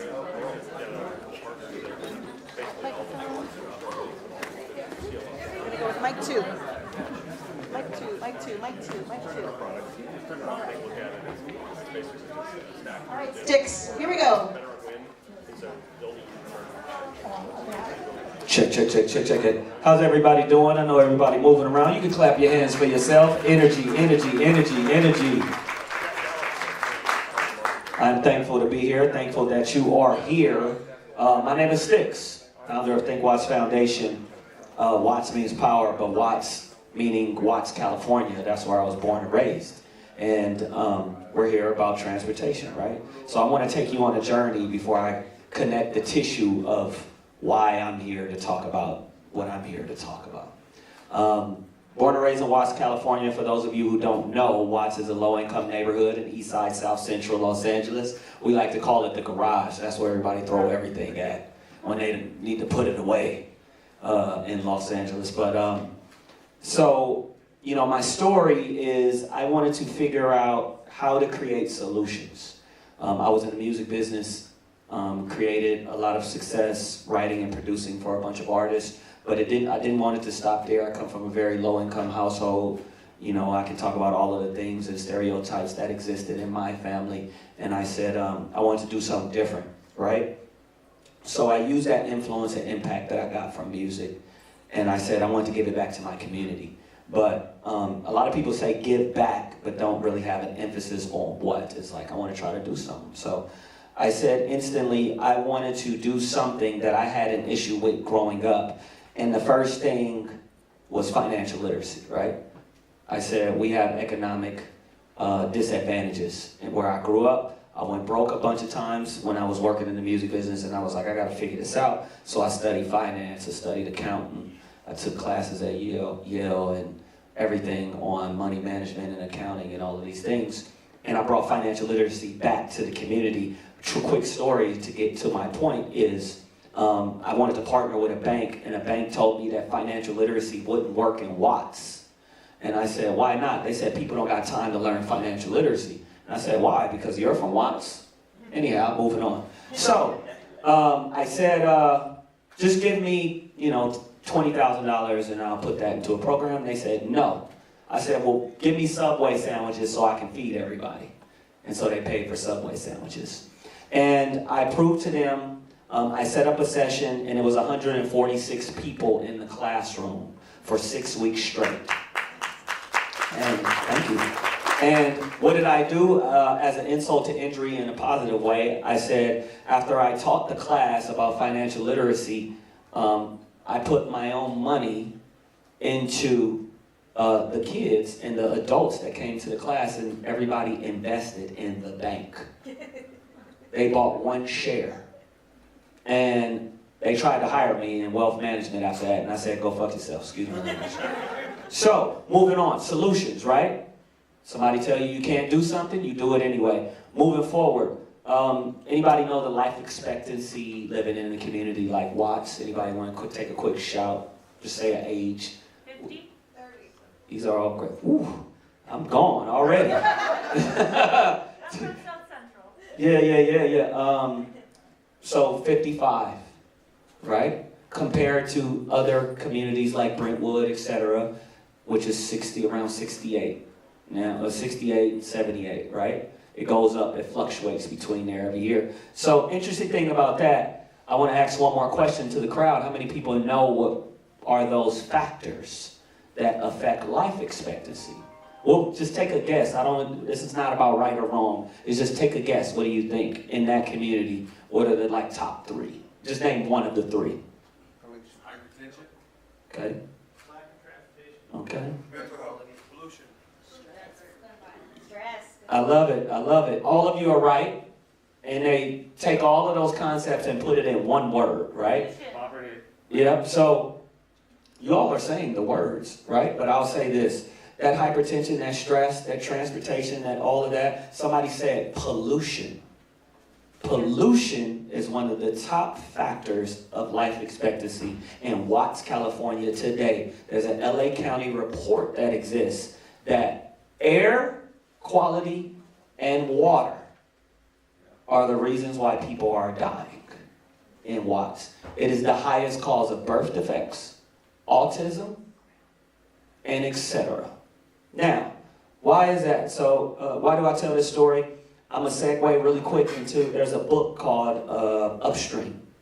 And in Upstream, it starts off, this guy is walking by the water, right? And there's a kid drowning in the water. And then he's like, help, help, help. So the guy runs over to the water and he jumps in the water, saves the kid, right? Then he turns around and then he hears another kid, help, help, help. The kid is in the water. So he runs and he jumps in the water. And he picks another kid out of the water. And he's like, man. So he runs around and then he hears another kid, help, help, help. And then he goes, wait a minute, let me save this kid. Saves the kid and say, who the hell is throwing the kids in the water? And that's what I'm getting at, is you have to identify, like, we can keep saving people by creating Band-Aids, right? You can stop the bleeding, but in order to solve a problem, you have to get to a solution. Now, how do we get to a solution with Think Watts Foundation and all the work we do? Because we do so much around the nation. We're also in Kalifi, Kenya, we're in New York, and we're providing access. So I said, I found a partner who was willing to work with Think Watts Foundation. Who is that partner? And these are not shameless plugs, I'm just giving you concepts of solutions. Toyota. Toyota said, how can we address air pollution in your community? I said, well, it's called hydrogen or electrification, right? Through the Alameda corridor, there is tons of heavy-duty pollution for, I can't even count as many years as before I was born, right?